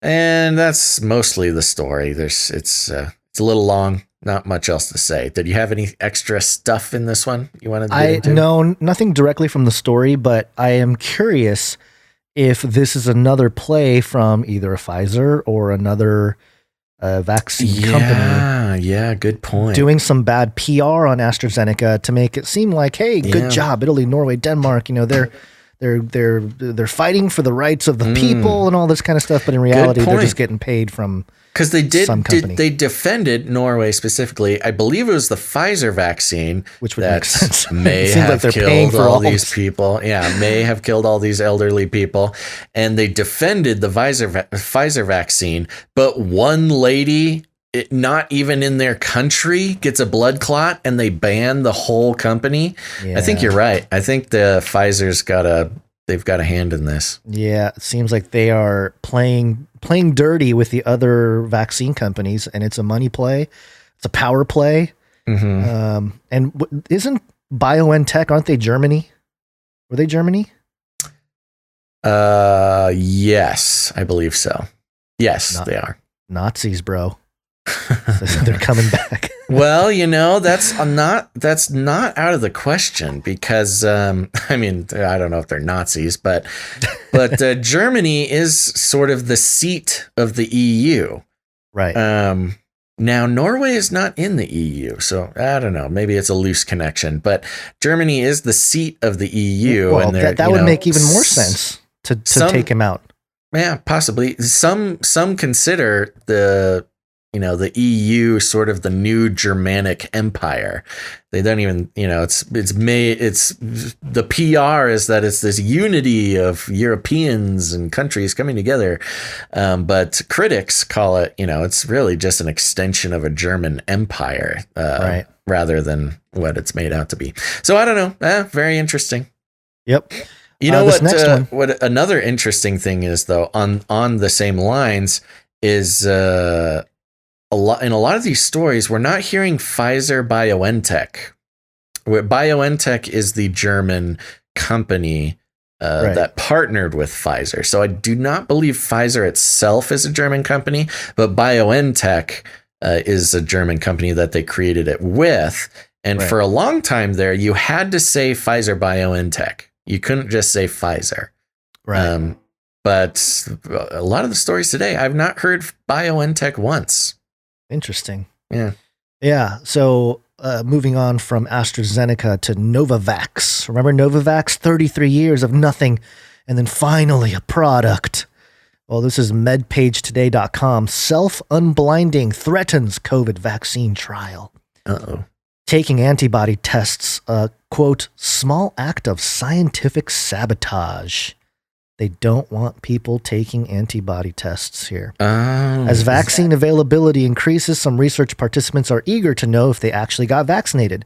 On social media, participants in Novavax's ongoing trial have been hotly debated whether it's a good idea or ethical to unblind themselves by taking commercially available antibody tests. Many say they've already done so and use the results to help them decide whether to drop out and get a definitively active vaccine. Others, like a 54-year-old pilot from Kentucky, are just curious. Quote, it's human nature to want to know, she told MedPage Today. It's a personal choice, and I don't think it's harmful to the study. Stanford University epidemiologist Stephen Goodman, MD, PhD, doesn't share her lack of concern. Quote, there is no good scientific reason for someone to do this, he told MedPage Today. I can understand why they want that information, but it can only serve to diminish the value of the trial. Why? Why? Getting tested is not right. It's a legit question. Why would it only serve to diminish it? She's literally admitting that, no, we're not going to give you this info because she's pulling a Cuomo. We're not going to tell you about the dead. Are you talking about the Stanford epidemiologist? Yeah, whoever that just was. Yeah, Steven. Yeah, it's a guy. His guy. Yeah, I mean, it's Cuomo logic. No, we're not going to tell you that info because then we'll be in trouble. Right. We don't want to be in trouble, so we're not going to tell you that. Steven! I can understand why they want that information, but it can only serve to diminish the value of the trial. Getting tested is not right unless there's a pressing need for unblinding for health reasons. So enrollment is complete in the 30,000 patient randomized double-blind placebo-controlled Novavax trial, which began in December in the U.S. and Mexico. The company later announced that the trial will include a, quote, blinded crossover component after it confirms that the vaccine is safe and effective enough to warrant an application for emergency use authorization. Once again, they're not seeking FDA approval. They're just seeking enough to be able to have the emergency use authorization, push it through. This means the trial participants will receive a second pair of shots. Second pair. If they got placebo. Second pair? Yeah. If they got the placebo. No. This means the trial participants will receive a second pair of shots if, next sentence, if they got placebo the first time as 1/3 did, they will get the vaccine. The 2/3 who did get the real vaccine would then receive placebo because double blind. Wow. Yeah. It's not certain whether the crossover shots will begin. Okay, just to summarize this, because it's kind of a longer article here. Basically, this woman at the beginning, just 54-year-old Kentucky woman, wants to test to see if she has the antibodies, because if she does, then she's like, I don't want to be a part of this trial, if I already have the antibodies. And basically the Stanford epidemiologist is saying, no, we must keep all 30,000 participants and we must jab you with either the actual vaccine or a placebo for science. Well, and that's kind of the back and forth about that's kind of the problem with all this, with testing the vaccine. But I hear it the other way, which is like, we need the thing with testing vaccines is people are going to die. People are going to die. No, but their spin is because some of them get placebos and the placebo people are going to die because they didn't get the vaccine. Right. Have you heard this? Yeah, I've heard some of it. Yeah. Yeah. They'll admit that it's just so dangerous and people die when testing vaccines because the people who get the placebo don't get the vaccine and die. It's this, again, just total backwards, upside down newspeak nonsense. Right. Later on, it says here, COVID-19 antibody tests are not foolproof. However, quote, we know that clinical trials show that a majority of vaccinated people will produce antibodies at a level similar to those who have recovered from COVID-19 by about 42 days. This has occurred across all vaccines that have published antibody data, said Benjamin Larimer, PhD at the University of Alabama at Birmingham, who has developed a coronavirus antibody test in an interview. Quote, antibody testing should be a reliable indicator across all who have been vaccinated, although it can only be used to differentiate vaccination from recovery after infection by looking for antibodies against different parts of the virus. Antibodies against the nucleocapsid protein found inside the virus will only be found in those who have been infected, since the vaccines are targeted against the spike protein, which is on the outside of the virus. So, they're trying to get that quote of the guy who created the antibody test saying it's not totally foolproof. So anyway, I think people should be allowed to check if they actually have the antibodies, if they want to, if they decide to participate in general with a vaccine trial. Yeah, I mean, it's just a medical freedom issue. Right. That's it's why autonomy over your own body. Why aren't the Satanists getting in on this? Or if you care so much about autonomy over your own body, I've not seen any Satanist rallies against a forced vaccination or anything. What's the deal? Yeah, well, come on, Temple of Satan. Don't do that. One more story here. You want to take this one from Washington Post? Yeah. Oh, wait, hold on. I think. We do have. You want to do the USA Today thing here? Well, I don't want to read through. I don't know what it is. Okay, so this is a USA Today article, usatoday.com. What to expect before and after getting a COVID-19 vaccine, an illustrated guide. And I find this type of thing, I know they do this to make it very simple for the Arrested Development people, but it's kind of insulting how they do this. And just reading through it, it's kind of like, what's the vaccine? And then it shows like a woman on a computer. Mm-hmm. I finally set my appointment and I'm ready to get vaccinated. And then another picture has her standing in line. On the day of my appointment, I'll need to bring all the necessary documents. And then the doctor, wiping the arm. I hope it doesn't hurt too much. It just goes on and on here with the whole thing. Yeah. And of course, the side effects. You may have mild to moderate side effects. And it shows her headache, fatigue, fever, chills. Doesn't sound good. And again, it just goes on and on. Yeah. And then she gets the second one. Yeah. And then she's lying in bed, shivering with the fever. Oh no, this time the side effects are worse. Don't take Tylenol or Advil before getting vaccinated in anticipation of your side effects, only after. And then it says, don't forget to bring your vaccine card. And if you can't find it, don't worry. Your state should have your information. Oh, good. Yay. Yeah. And then it shows her, oh no, this time the side effects are worse. And then, oh my gosh. That's after the second jab. Sorry, I'm scrolling a little bit faster than you. I think the next important one to hit is the what's the point? Right. Yes, that is. Then the next one is a nice little thing of her so depressed and sad with her head on the table. I mean, she's really having a hard time. She's having a thought bubble that says, what's the point of getting the vaccine if I can't do anything? And then, of course, just don't ask questions, slave. You did your job. Wear your mask, walk around. You still can't do anything. And it's a nice little cartoon saying, hey, get the vaccine. It's going to suck a lot. Excuse me.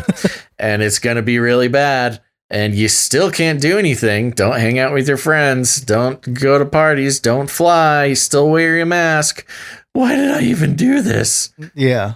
It's almost saying, hey, you're going to have these emotions when you go get the vaccine. You may Don't worry about it. You may question everything. And you may question why you listened to Fauci and Biden and everybody.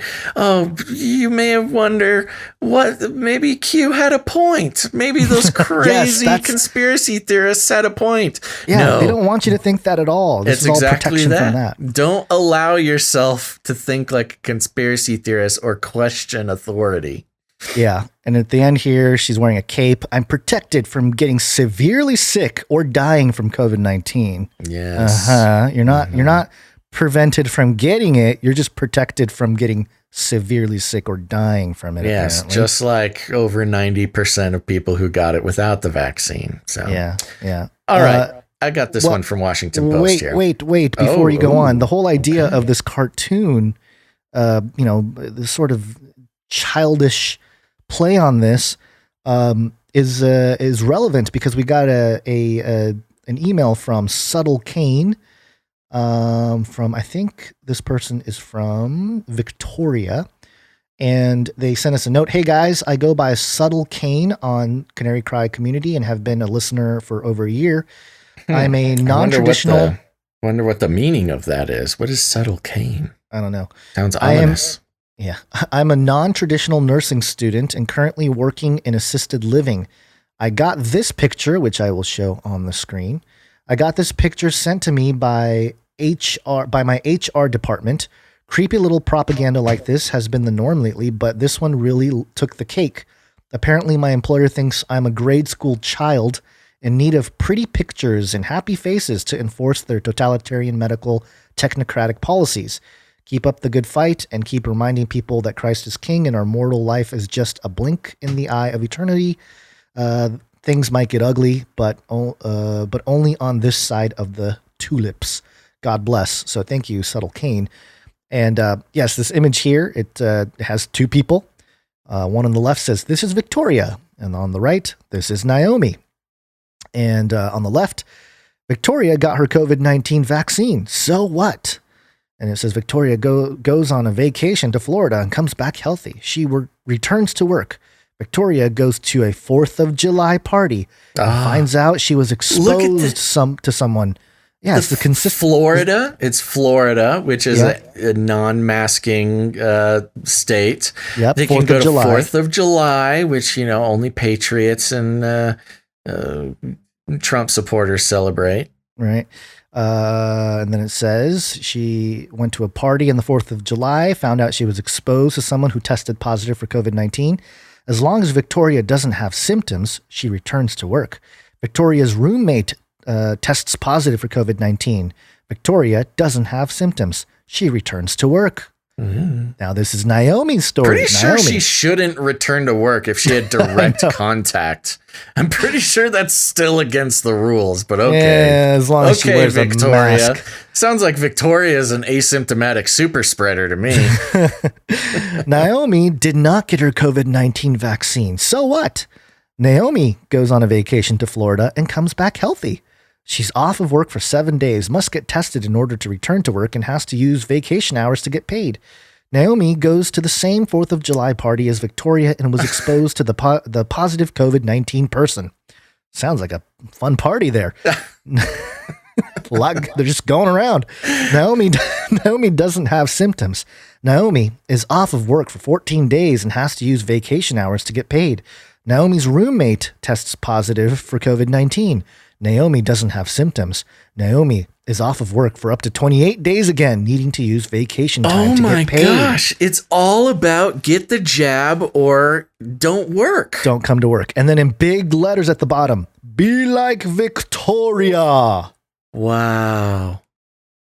This is straight up propaganda. Yeah. At your work there. No jab, no work, man. This is straight up. And this was sent to our producer from their HR department. Yes. Oh my gosh. Yeah, this is.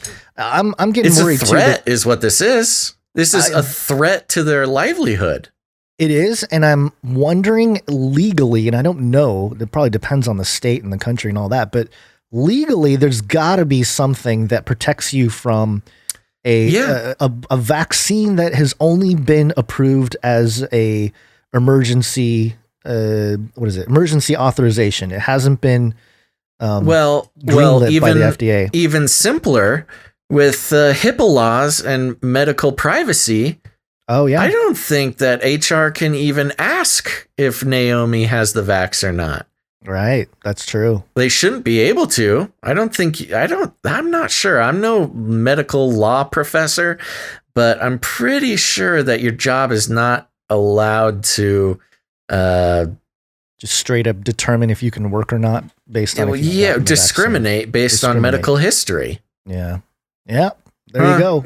So I just wanted to include that. Thank you for the note. Producers on the ground sending us information about. I will say Victoria's got some hips, and Naomi doesn't. That's all I'm saying. Okay. Let's move on. Okay. All right. Just saying. All right. This is the WAPO story here. Washington Post. Thank you, Bezos.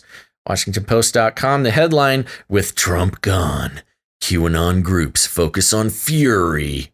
QAnon groups focus fury on attacking coronavirus vaccines. Uh-oh. Does that make us QAnon? I don't think so. Are we? And what does Trump gone have to do with anything?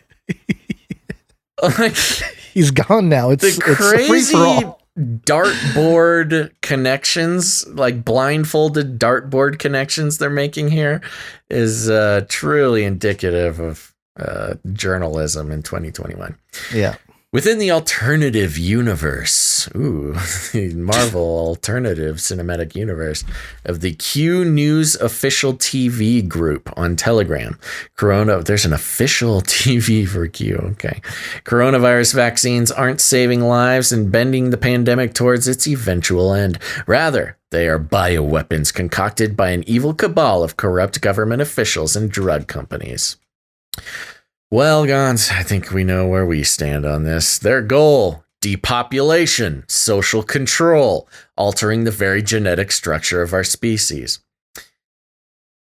At least two of those things are explicitly stated by the powers that be to be the plan. I don't know if they've technically stated depopulation, unless you count the Georgia Guidestones, but pretty sure Fauci explicitly has said social control is important, and altering your DNA via mRNA is an explicit part of the vaccine.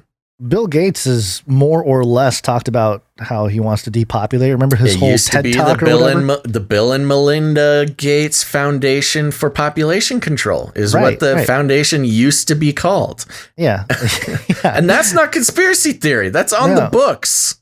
Right. And his little, climate change lecture he did a few years ago where he's like, he has this equation with like humans and, blah, blah, blah, blah, blah, blah, carbon, whatever. And he goes, one of these has to go to zero. And it's like, well, yeah, right. Humans is in the equation. What are you saying, Bill Crazy Gates? But anyway, go on. I love DLive. It is a small but fierce group over there. It is. I love their little BB Truth One in the chat. Whenever we start talking about crazy stuff, this GIF of Alex Jones playing with rave lights gets posted in the chat. It makes me laugh every time. All right. Such unhinged conspiracy theories, at least they didn't say baseless, such unhinged conspiracy theories once ran rampant on Facebook, Twitter, and YouTube. But months of purging accounts that trafficked heavily in the baseless I spoke too soon. It's the QAnon ideology, especially after it helped fuel the January 6th siege on the U.S. Capitol, have reduced those voices on leading social media sites. Sorry. I gotta move the chat. It's just like it's just strobe lights of Alex Jones at a rave. Now, adherents of QAnon, an extremist ideology that the FBI has deemed a domestic terrorism threat, can be found in the less visible but still virulent world of encrypted chat app groups on Telegram and elsewhere. These largely unmoderated online spaces have become cauldrons of ludicrous claims about the pandemic and breeding grounds for an increasingly intense alliance between QAnon and COVID denialism. Man, the thesaurus on this guy. Videos with names such as murder by vaccine, the evidence mounts, and doctors and nurses giving the coronavirus vaccine will be tried as war criminals have been viewed tens of thousands of times after being linked on QAnon-themed channels, including Q News Official TV, which has more... With such a shout out from WAPO, how much do you think Q News Official TV grew after this article? I don't know, but it's about to get bigger. Yeah, which has more than 50,000 members. Other QAnon groups on Telegram have more than 200,000 members and endless streams of misinformation about the pandemic. Quote, nothing... Endless streams.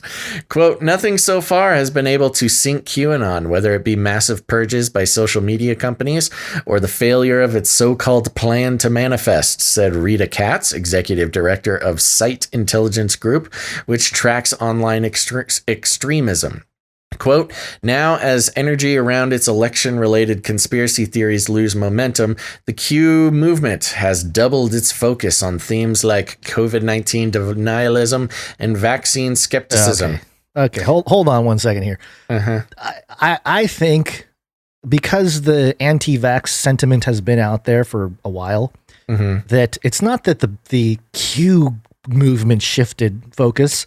Right. I think it's this Rita Katz Site Intelligence Group has shifted its focus. Yeah, no, I think you're right. I think it's the focus of the researchers, not the focus of the Q movement or whatever. Anyway, go on. QAnon, with its false claims about shadowy political forces and rampant pedophilia among Democrat leaders, is older than the pandemic, tracing its roots to anonymous postings in 2017. But the arrival of the pandemic last year supercharged QAnon's growth, as did former President Donald Trump's baseless allegations of widespread voter fraud. The ideology's followers have reconstituted themselves as a leaderless but still fervent online movement in the month since Trump left office in January, and Q, the anonymous leader who claimed access to high-level government secrets, has last posted in December. A leading focus is undermining support for vaccines that scientists say are safe. Highly effective tools for finally bringing the global pandemic under control.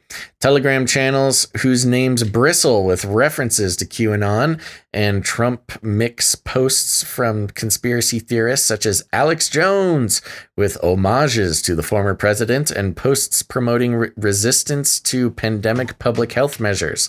These include the burning of masks, refusing of coronavirus testing, and discouraging friends and family members from getting the life-saving vaccine.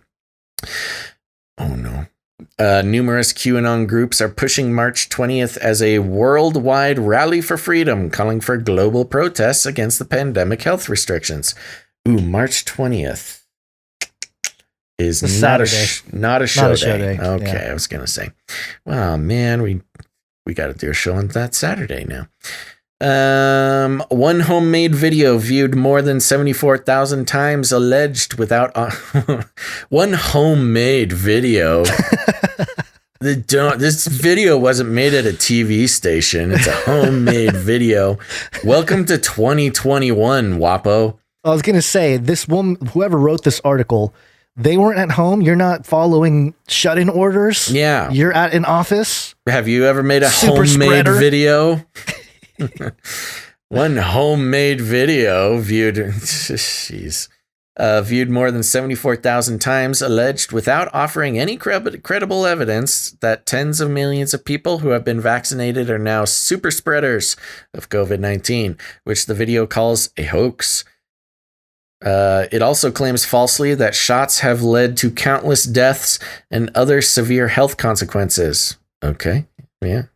Public health officials, by contrast, have said adverse events have been rare and largely not serious while producing no known fatalities. I wonder if she should check the CDC website or somebody. This is a really long article. We don't have to go through the whole thing. You know, I would keep going because it's very fun to read. But it's kind of the same stuff where it's obviously someone who's kind of slightly internet illiterate, or at least for some reason wants to come off that way. And it's the congealing of any anti-establishment idea is suddenly Q. You know, Q has become this label that you put on anything that's sort of not even anti, just skepticism. Establishment skeptics are just all Q now. And of course, this has been a movement that's been happening at least since January 6th, and certainly before that. So, you know, it's part of this divide and conquer, label anyone who's skeptical about anything as a Q person. And of course, you know, people who have listened to us long enough know that we have been explicitly anti-Q in many cases. I would say most cases. Whether or not people who believe Q are skeptical in the same way about certain things that we are, you know, doesn't change the fact that Q is a very specific phenomenon, and to tie it in and label anyone skeptical about an official narrative as a Q follower is its own form of terrorism. I mean, really.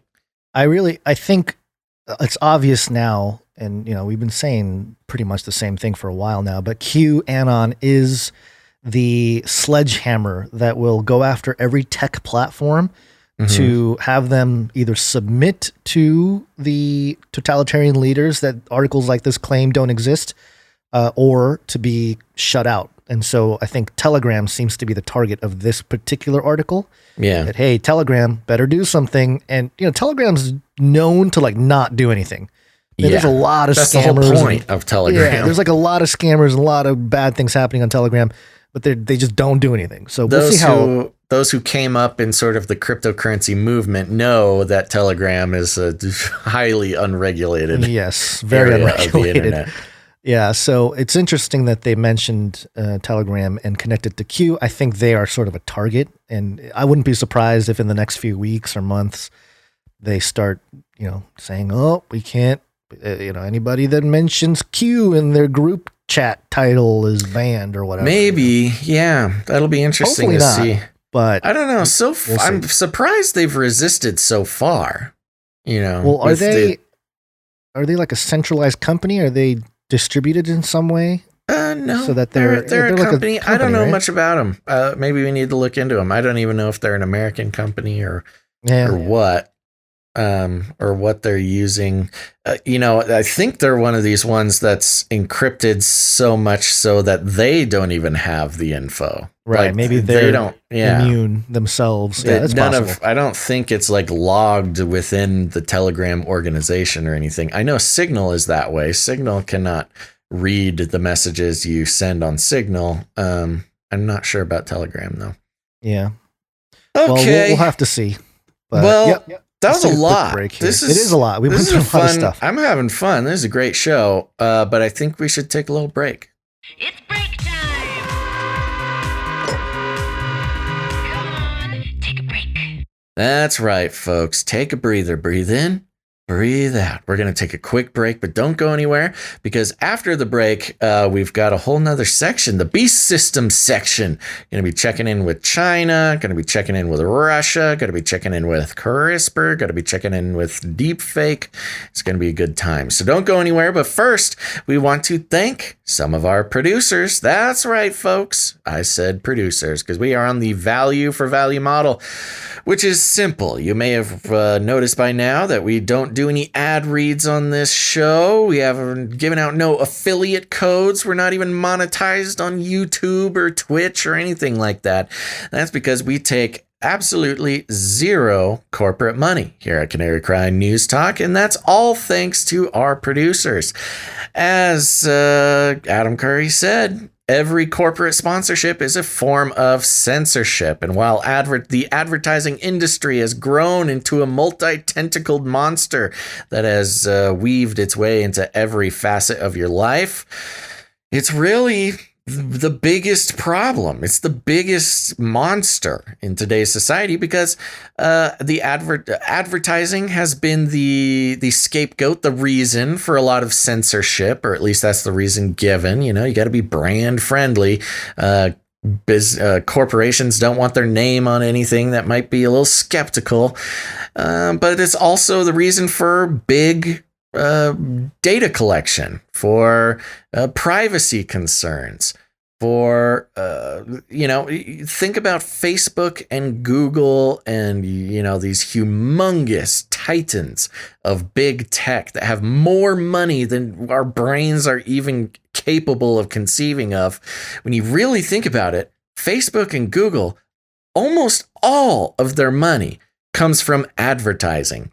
You know what? If that's how they're going to make their money, that is certainly not how we're going to make our money, Gons. We decided long ago that advertising is not right for us. And so we are on the value for value model, which means that we put out some value. We do the show 3 times a week and we try to do our very best at it. And if you get any value out of what we do, whether it's edutainment or whatever, I can't think of any other fun words, but you get it. If you get anything out of this show, you have the opportunity to put value back into the system. And that's the only way that it happens. And it's very simple, which is if people stop getting value out of the show, then they'll stop putting value into the show and the show stops. That's just the law of the jungle, folks. So if you enjoy Canary Cry News Talk, if you want it to keep going, please consider supporting the show by becoming a producer. That's right. I said producer because this is the real world, folks. You pay money for a piece of media to be created. You're not just a charitable Christian, but you are a producer of that piece of media. So we want to take some time and thank those producers, and we recommend that you all thank them as well, because if it wasn't for them, you wouldn't have your show today. So here we go. The first place that you can consider becoming a producer is by heading over to patreon.com/CCNT. That's patreon.com/CCNT. And as of the beginning, I've lost my keyboard. Where is it? Oh no. As of the beginning of the show, there were no Patreon producers. So we don't have to worry too much about that. That's it's partly why we started the episode off. And we didn't give the best PR for Patreon because, of course, they're banning people. Yes, Our that's peers, right. We also were very close to being banned by Patreon. Yep, we got a warning. We got some very stern warnings because we had talked about Q. Now, those of you who have listened to the show for a while know that we are not Q supporters, but we had just simply talked about Q and had got threatened to get our Patreon shut down. Thankfully, our Patreon supporters are so cool and proactive that they complained to Patreon and set them straight. So we still do have a Patreon. You can head to patreon.com/CCNT, but it's a short segment because we have no new Patreon supporters for this show. But that's okay. If you don't like Patreon, no problem. We support you. That's why we have canarycryradio.com/support. canarycryradio.com/support. That's right. canarycryradio.com/support is your place to become a producer of the show. We've got monthly options. You can produce the show every month, and we are so grateful to our monthly producers for helping lay down a firm foundation for the show. But if commitment's not your thing, you can go ahead and make a one-time producership in any amount that you please. The freedom is amazing. There's also cryptocurrency, and you can read about our Canary Cry Roundtable of Knights and Dames. Don't we have a knight or a dame in the wings? We're supposed to. Yeah, we got to get that information. We got to email that person back. But you can learn all about that at canarycryradio.com/support. Gons, who do we have coming in on the PayPal? First one we have is producer Ciara. There she is. Thank you very much, producer Ciara. And her note says, "You caught me. I am part of the CIA." JK, if you can't make the Texas meetup, we have PNW meetup next week or next month. Sorry, April. Northwest. If we can't get a Gons confirmation, I know there are people in SoCal who would love to meet up. So, yeah, we might be able to plan something in the near future here. Yeah, and for those who don't know what she's talking about, producer Ciara has really taken quite a role in putting on, well, first during the lockdown, she was putting on the Canary Cry Zoom meetups, which were very fun. I made it to a couple of those. And now that Texas has lifted mask requirements and all sorts of unconstitutional things, they are meeting up in person. And if you are interested in attending that Texas meetup, if you're in Texas and you want to meet other Canarians just like you or different than you, they are going to be meeting in the Dallas area. So if you're in driving distance of Dallas, send an email to CiaraLauren93 at gmail.com. That's Ciara, CIA, Ciara, Lauren, LAUREN 93 at gmail.com. Hit her up and she'll give you the details. I hope I got that right. I was doing her email from memory. So there you go. And it sounds like there's going to be a Pacific Northwest meetup in April. And apparently, if you get on board, they're going to do one in Southern California. So this is awesome. I recommend everybody, if you're able to, you should go to these meetups, meet other Canarians. So, I mean, there was a time in the past, in the before times, where there are some Canary Cry meetups going on. I'm glad to see that they're getting going again. Yep. Very good. Thank you, producer Ciara, for your ongoing support and producership of the show. Next, we have producer Jimmy Myers Paint Contracting Services. Hey, Jimmy Myers Paint Contracting Services is a jingle I just wrote for you, and you can use that if you want. Thank you. Collins is shell-shocked. All right. I'm thinking there was something else in your nootropic. Yeah, the nootropics are really kicking in. And but they're also kicking in for Jimmy Myers. Thank you very much. And this is a big pocket full of sevens. $77.77. Thank you. Yeah, very nice. He has a note for us, longtime listener since 2014, and I continue to be edified and informed by you too. Cool. Keep up the good work. Joshua 1:9, Colossians 3:23. Yeah, thank you so much. There you go. I think, we call 777 the pocket full of sevens. I think we should call 7777 maybe cargo shorts full of seven. Cargo pockets. Or fanny pack. Fanny pack. Yeah, fanny pack of sevens. Yeah. Ooh, that's good. Fanny pack of sevens. Okay, I'm settling down. All right.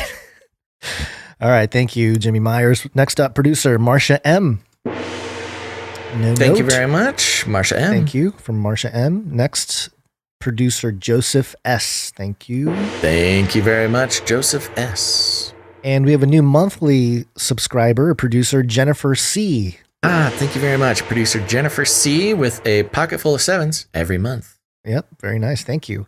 Next, we have producer Benjamin. Thank you very much, producer Benjamin.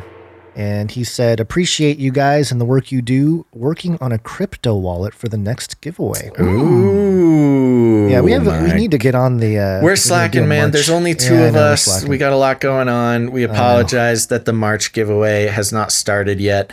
I'm thinking we should just take a load off and just take the time to prepare for next month's giveaway. Okay, yeah, it might be a big one too. It might be like something cool for sure. We've got a duffel lot bag full of stuff. Yeah, a lot of great producers. And I'm saying it now, William M., who was the winner of the February silver coin giveaway. Ooh, still has not contacted us about claiming his prize. So William M., what is today, Friday? Yes, Friday. Is today Friday? Okay. William M., if I don't hear from you on Monday, we'll be picking a new February winner. You have been warned. Okay. Yep. All right. So thank you, producer Benjamin. Next up, we have producer Jason A. Thank you very much, Jason A. And I don't think that's the YouTuber Jason A. They have no idea what's coming. And then the next video, next year, the end will come. I'm not very familiar with the video this guy. after that is called The World Has No Idea What Is in Store. Just read the headlines. Sounds like he's got it figured out. Oh, he gets a lot of hits. He's got it figured out way better than we do. Yeah, I don't think it's that Jason A. With However, crazy names like Biden's bark backdoor microchip. What? It wasn't a name of one of our episodes, but it's the type of thing we would have named an episode. Yeah, we don't do a great... I mean, yeah, our stuff isn't the clickbait. We're more artistic than we are commercially viable. I'm going to read a couple Jason A. video headlines, okay? Most recent one, Earth-shaking events worldwide 2021. And then the one before that, 2021, something strange is happening. And then the one before that... No kidding. The one before that, this is strange, 2021 biblical events. And then the one before that, 2021, the truth may scare you. I mean, he's got hundreds of thousands of views, so he's doing something right. But I mean, come on, man. Yeah. After a while, you just can't. But anyway, not the same Jason A. Because this Jason A. said, no mouth diaper for me, and you can keep your inoculation. Good. Well, thank you very much, producer Jason A. I think he is our executive producer for this episode. And I believe, is he? Oh, this is a knight as well. I think he's a knight. Let me double check that. Is currently or will be knighted? Is currently. Oh, yeah. Oh, I think you're right. I think it's Sir Jason A. Uh-oh. It is. Go to the back office. Hit the Excel spreadsheet. We got to call him by Sir Jason, Knight of the Anti-Fubar. Ah, yes. Sir Jason, Knight of the Anti-Fubar. Thank you very much for your producership. And I think Sir Jason is the executive producer for this episode. He is. So thank you for that. And lastly, from PayPal, producer Shield Labs. Thank you very much, producer Shield Labs. Very consistent. And he wrote a note here. Here's something towards my future not hood. That was a typo. I think he meant knighthood. Guns. But, Sorry. Go ahead. No, I shouldn't interrupt the note. Okay, but how much support for us to be sheriff deputies of the Nevada Canary Town commune? That is a good question. Yeah, that'll $1 million. We've been considering. Eventually we will add more levels to the knighthood. Maybe sheriff, or as medieval sheriffs were called, reeves. 10,000 bitcoins. So Gons, some people have been putting 33 cents on their normal. Common. I think that we're supposed to be reading those amounts. Oh, is that really? I think that was the deal, because we read amounts of the donation. You can keep your amount secret by just doing a regular amount, but if you make it something special like the year or a Bible verse or pocket full of sevens or 33, we will read it. And I think these people are adding 33 cents so that we read their amount. Okay. Well, Shield Labs came through with $10.33. Thank you very much, Producer Shield Labs. And Sir Jason. Yeah, Sir Jason came in with executive producership $150. Yeah, $150.33. Very generous. Thank you so much. Yeah, so that's all for the PayPal. Thank you for all the producers with your treasure. Thank you for all the recurring producers that we don't always read your name every episode, but we do see you. We thank you. We appreciate it. You can support the show with your time, talent, or treasure. I kind of was thinking about trying to come up with other things to include in there. I was thinking, I don't know about this yet, but maybe testimony, and not in the sense of like just the gospel, but sharing the show with other people. That could be testimony, or your intercession, just praying for the show. That we definitely need that and appreciate that as well. But of course it's not a T, there's no proper synonym with the, for prayer that starts with a T. I couldn't find anything, but anyway, Gons, I have a breaking alert. From my security software. Data breach alert. For Pfizer. A security. Yeah, I got this alert on my computer from one of my security softwares. A security incident was reported for www.pfizer.com. Leaky pharma giant database exposes personal information of U.S. prescription drug users.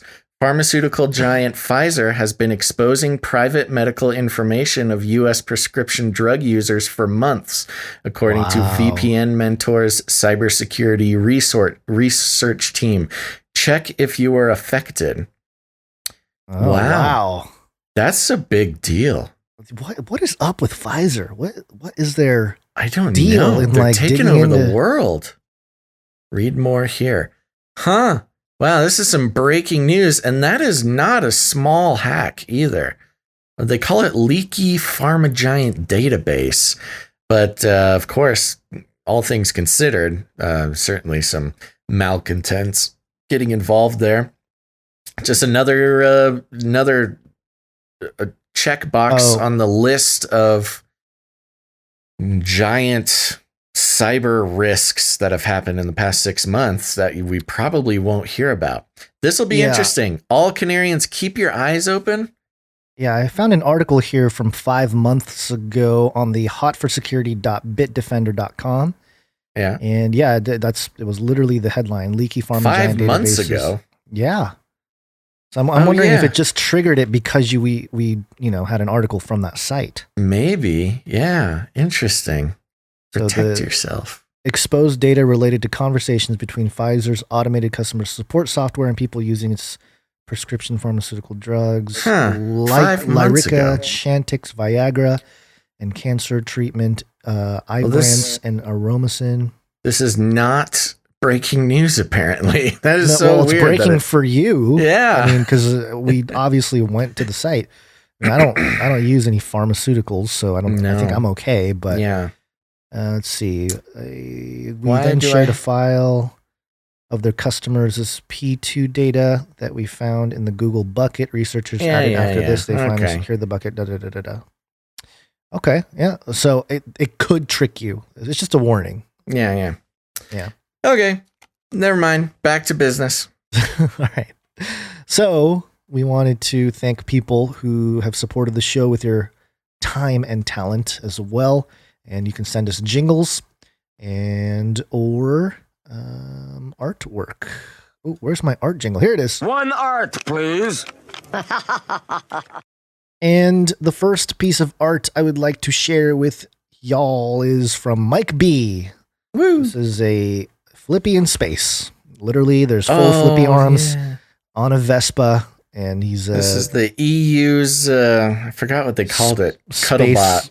Suicide mission bot. Yes, it's the 4-armed Flippy that flies into space, grabs, hugs, gives a dead piece of satellite a big old hug, and then cannonballs back into Earth. But this is a great depiction. It is a Vespa, like we said. Oh, Vespa was the piece of trash that they were getting.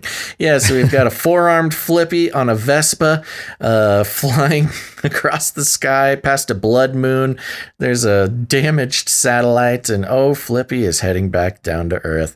Very good. Thank you very much, producer Mike B. This is a classic. And a subtle blood red moon in the background. Yes. So it is written, so it shall be. Yes. Next up, we have and I wanted to share this. Usually, again, we don't always share screenshots and stuff, but this one was from producer, I think we're going to call him producer Caleb. Okay. Let me double check here. Yes, producer Seraphine Caleb. And it's just a screenshot, but let me read the note. It says, longtime listener, love the show. Sent you a couple emails in the past, but they ditched Gmail. Good for you. I'm the operations manager at a small but well-known company in our industry, that is. We just acquired a new software solution a few months ago. Today, I received an email from them describing their new rebrand with this choice sentence lurking in the press release. Quote, the new logo is an interpretation of the Ouroboros symbol. Ah. And it's the company's named Fishbowl. And yeah, it's 2 half circles in purple that kind of, I don't know, it doesn't look like an Ouroboros, but apparently that's what it represents. It says it right there. The new logo is an interpretation of the Ouroboros symbol. There we go. And it says it's interesting that this sort of thing is affecting even businesses that aren't particularly public facing. Fishbowl is a B2B, not B2C, business to business, that is. Mm-hmm. In the press release, they focus on the fact that the new vision is streamlined, simplified, and a knowledge hub. This obviously has AI implications, but it also smacks of refinement culture, the postmodern impulse in contemporary society to purge out everything of substance and difference. Just thought it was interesting and pass it along to you guys. So thank you for that.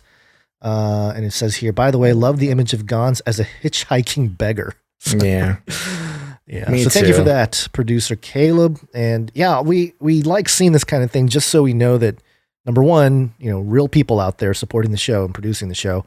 Professionals. But number two, just, real professionals. People with real jobs. Running into, real jobs, running into situations. And, most people wouldn't think twice about something like this. But if you are an informed producer, then you would definitely stop and it would give you pause. Yeah, you start seeing it everywhere.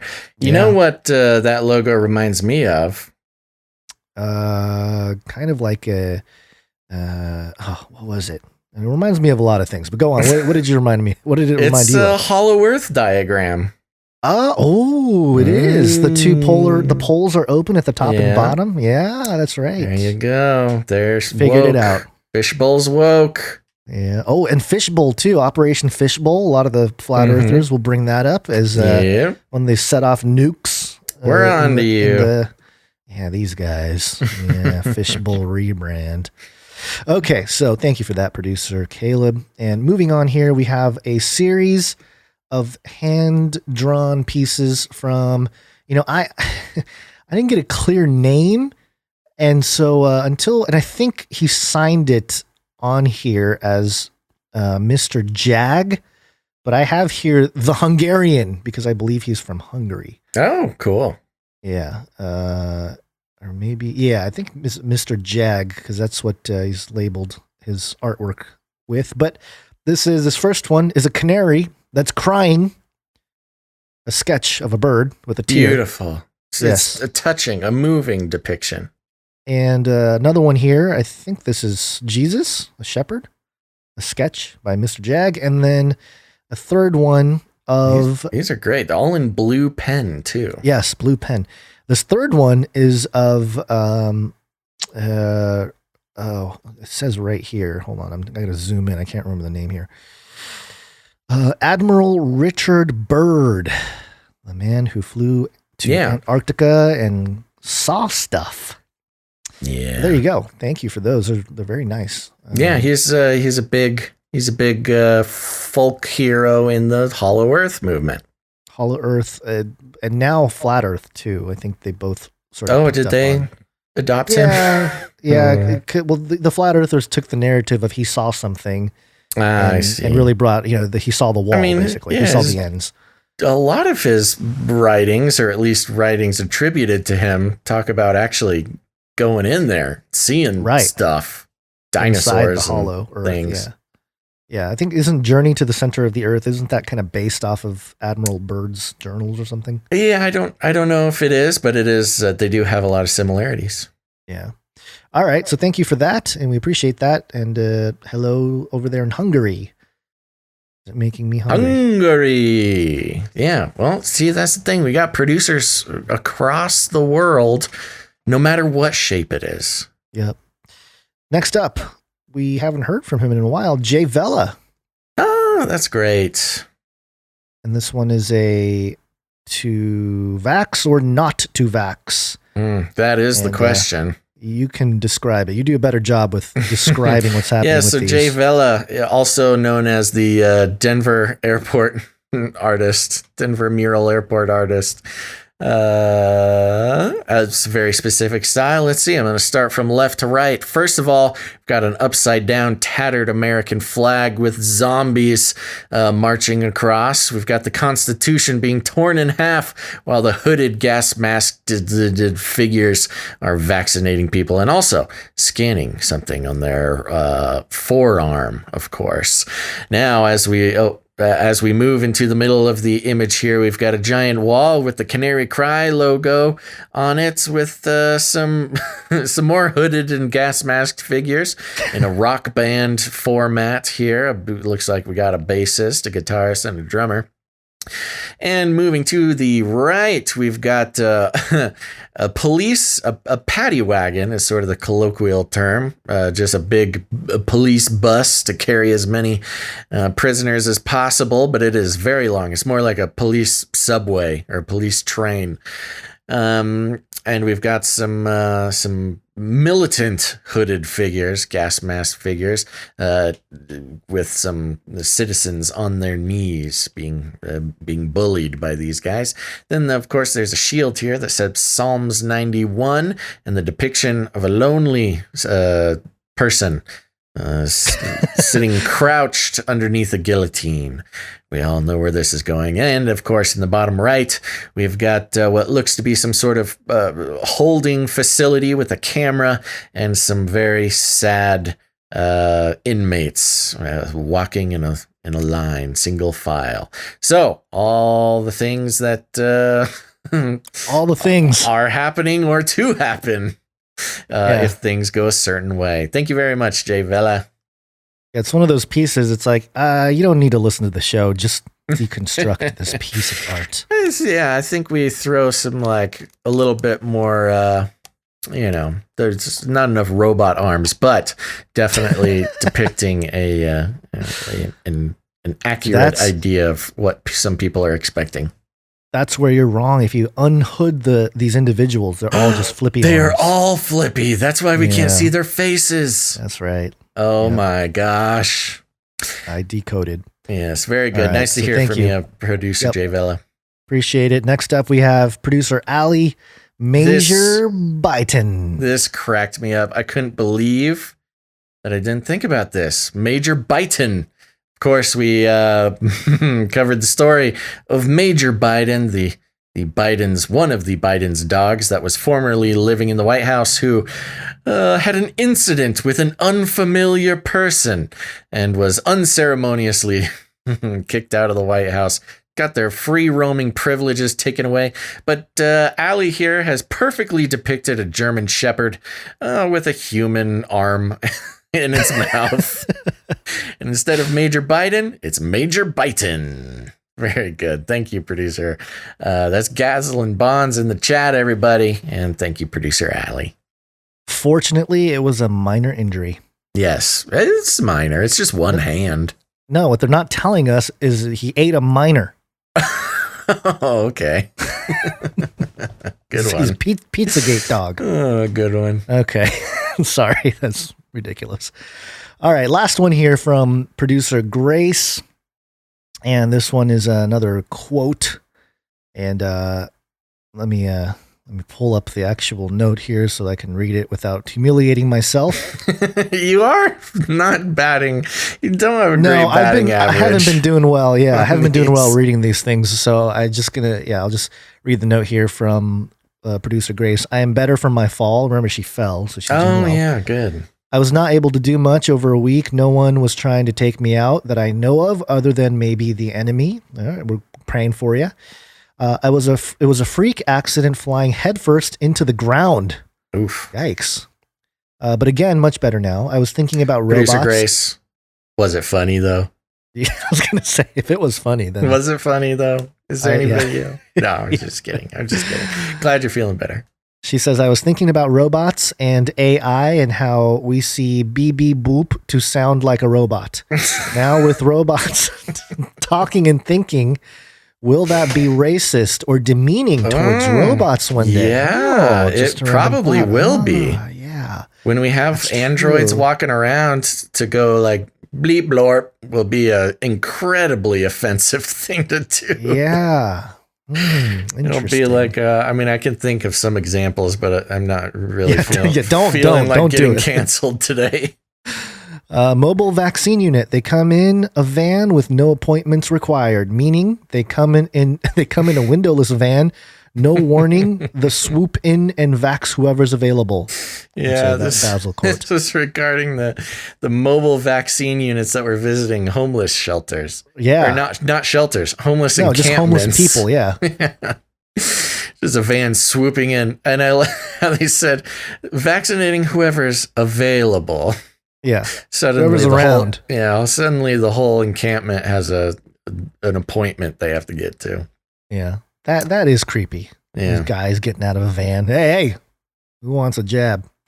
And then the Flippy update with the four-armed Flippy taking out the low orbit space debris. Vespa. I'd like to think that it's a real Vespa floating around up there. Mm-hmm. Another Basil quote. So there you go. Yeah, very nice. Thank you, producer Grace, for your artwork, the quote work. Yes, thank you very much, producer Grace. And thank you to all of our artists and producers for this episode 311. Now, it is Friday, Gons, which means I got a review to read. Oh, nice. Yeah. We need a jingle for that. Yeah, we really do. Jingle makers out there. Something smart, something catchy, something snappy. Put a beat behind it. Give me a little beat. No more than 3 seconds, please. Okay, so just one new rating and review today. Don't worry. So it's a short segment, and this was from Johnny Appleseed 713, who I believe sent us a song a long time ago, maybe last year sometime. And they leave a review that says, "My favorite fact casters." Ooh, fact caster. I like that. Fact casters with a Z. My name is Jonathan Taylor, also known as Clark Kent. Basil and Gons. Starting out strong. Basil and Gons have been by far the best, all caps, best spiritually inspired and truthfully driven source for not only factual, impactual, LOL, that's good, factual, impactual, world events, but also how that also corresponds with scripture. No other fact casters have given me more clarity and assurance about what's really happening in our world. I have been a long-time listener since our CERN Watch days. Oh yeah, remember CERN Watch? CERN Watch. Gons has many times confirmed my thoughts and meditations and prayers about many world events such as CERN, the Pope, etc. And I truly believe Gons and Basil are modern-day special disciples. Ooh. Announcers and prophets brought forth with their spiritual gifts within Yahweh's mighty army to keep his flock truthfully discerned and informed. Wow. Very, very flattering. Thank you very much. My brothers, I feel blessed to call you rabbis and fellow brothers and soldiers in the good fight who desire and truly love the way. Thank you guys. Truly, y'all mean so much to our modern day church body, and may Yahweh bless your families and you two mighty fellow spiritual warriors in this modern day war we face. Ephesians 6. And I pray I can make the Knights table one day. Ooh, us too. Unfortunately, I'm barely able to afford groceries. Yikes. Sorry to hear that. And I have never been very fortunate financially. I hope to be able to be a producer one day soon if work picks up. Thank you, gentlemen, and God bless. Well, thank you very much, Johnny Appleseed. And we'll be praying for you. We love praying for the prosperity of our producers and all of our listeners and haters also. But thank you very, very much for this note. Yeah, very kind. And, he was saying he hopes to be a future producer, but by writing notes like that, you're already a producer. Yeah. You're already helping. So, and you sent your music, I believe. Right. Which one was that? I'll have to go back and look through the archives. But thank you very much, producer Johnny Appleseed. And that was a 5-star rating, if you couldn't have guessed. Lots of nice words in there. Yeah, that would be bad if it was like all that and then 1 star. 2 stars. Confuse people reading it. Thank you very much. And I recommend, if you haven't done it yet, folks, please, please, please go to Apple Podcasts and search out Canary Cry News Talk. Leave a rating and review if you haven't done it yet. What are you waiting for? It's very important. Again, it's kind of hard to make as big of a deal about it because maybe it's on our side, it's easy to understand, but maybe on the listener side, it's kind of whatever. But these ratings and reviews really go a long way towards helping spread the show via les algorithms. What? Okay. Interesting. I don't know, just trying to mix it up. All right. Thank you. Yes, please go leave ratings and reviews on Apple Podcasts. Did you do the French thing because they canceled Pepe Le Pew?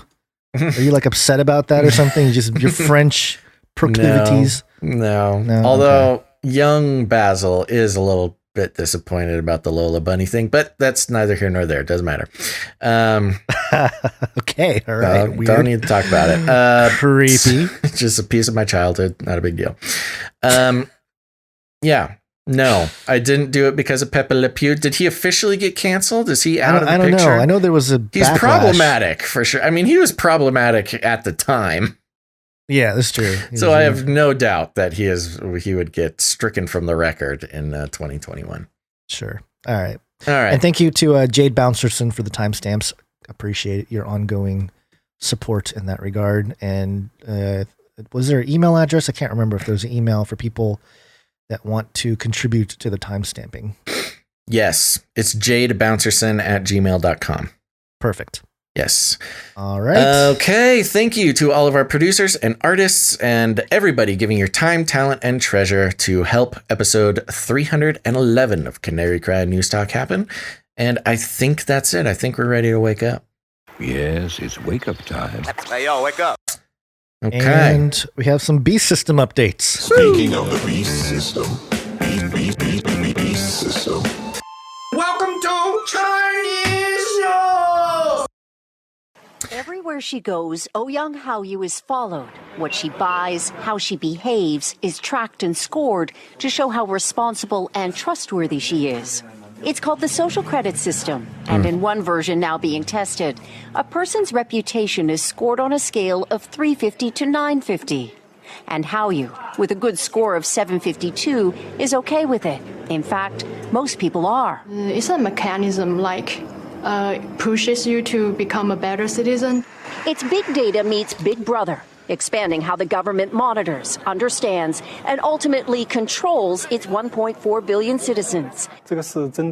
Thanks to advances in artificial intelligence and facial recognition, and a web of more than 200 million surveillance cameras. Are people bothered by privacy concerns? We think the lot of camera keep the safety is really good. We can accept it. Companies. We're going to go on with the clip here. Pretty good. Yeah, it's pretty good. It's lots of keep us cameras. safe. Pretty good. I'm wondering if this clip is older, like pre-COVID. Why? Now that I'm thinking about it, I don't know. I did see it recently, but I didn't have a clip source. or the whole story. The story, because there's like a woman in China talking to people and stuff. This doesn't seem like something that would easily happen unless there was a backdoor test Masks? and stuff like that. You seen masks and anywhere? backdoor I don't see masks. That's why I'm Okay. I didn't realize. I wasn't thinking about it before, but let's continue. Let's see what they say here. These are experimenting with the algorithms to help the government create the new national social credit system. The government also has pilot projects. In one, citizens are required to do hours of unpaid work to get benefits. And scores are docked for things like littering, a messy yard, gossip, even jaywalking. Video of offenders is shown on the local news. Oh, jeez. And information collectors like Zhou Aini are paid to report on their neighbors. Her quota, 10 entries a month. Like the man who carried a drunk person home. A good deed, she says. Good social credit gets rewarded with perks like cheap loans and travel deals. But a bad score means public shame and worse. Huang Huijun lost a court case and didn't pay.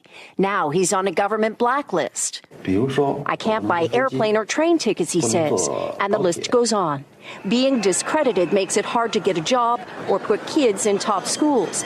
The social credit system will go nationwide next year, and few here are willing to criticize it. Yeah, this is 2017. Something that may pose Yeah, I was a going to risk say, itself we may have for a even bad played this, score not played the and clip, life but that at comes least with it. reported on and it. it's been shared around, but it's okay to replay some of this stuff because I think not only is it a good reminder of what's happening in China, but also what is clearly breaking out in the United States. It's just a different flavor. And specifically thanks to COVID and the COVID response. Yeah, truly. The stuff we've been covering with the Q and the domestic terrorists and disinfo people and anti-vax, and it's all just a different flavor, but it is very much a social credit score system. And I would tend to think that there is already a type of social credit score system that is not exactly public. Maybe something like our credit scores, is something along those lines. Yeah. You got your Credit Karma and stuff like that, where I guess Credit Karma isn't like your official credit score. They're like a third party, sneaking into all of our stuff. But it exists, and I would imagine now with social media as being scoured, especially if you want a job or something, people are going to look at your social media. It's already sort of happening. Yeah. It's just not at this big level, at least publicly yet. Well, that's the interesting thing about it now that we've had a few years to kind of let it simmer. And again, I mean, I don't know. Sometimes I feel like we take too much credit for things, although I think it's pretty much deserved every single time. But, we were talking about this before anybody had even heard about this. Even before this clip. I mean, this was pretty much one of the first topics we ever talked about on this show. And it's interesting because really they've just mechanized a process that already happens naturally in groups of humans. Right. In groups of humans, when we're small tribes or whatever, you kind of already knew what everybody was up to. And the guy who helped people out, the guy who, kept his word, who helped put food on the table of not just his family, but other people's family, they were highly regarded, of course.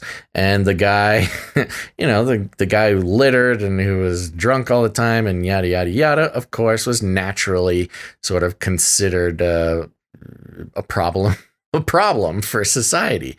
But the issue we're seeing here, and it ties really well into the general movement of society and the technocracy, is it's trying to take basic human interaction and sociology and mechanize it and put numbers on it and put it in a database and enforce things on it.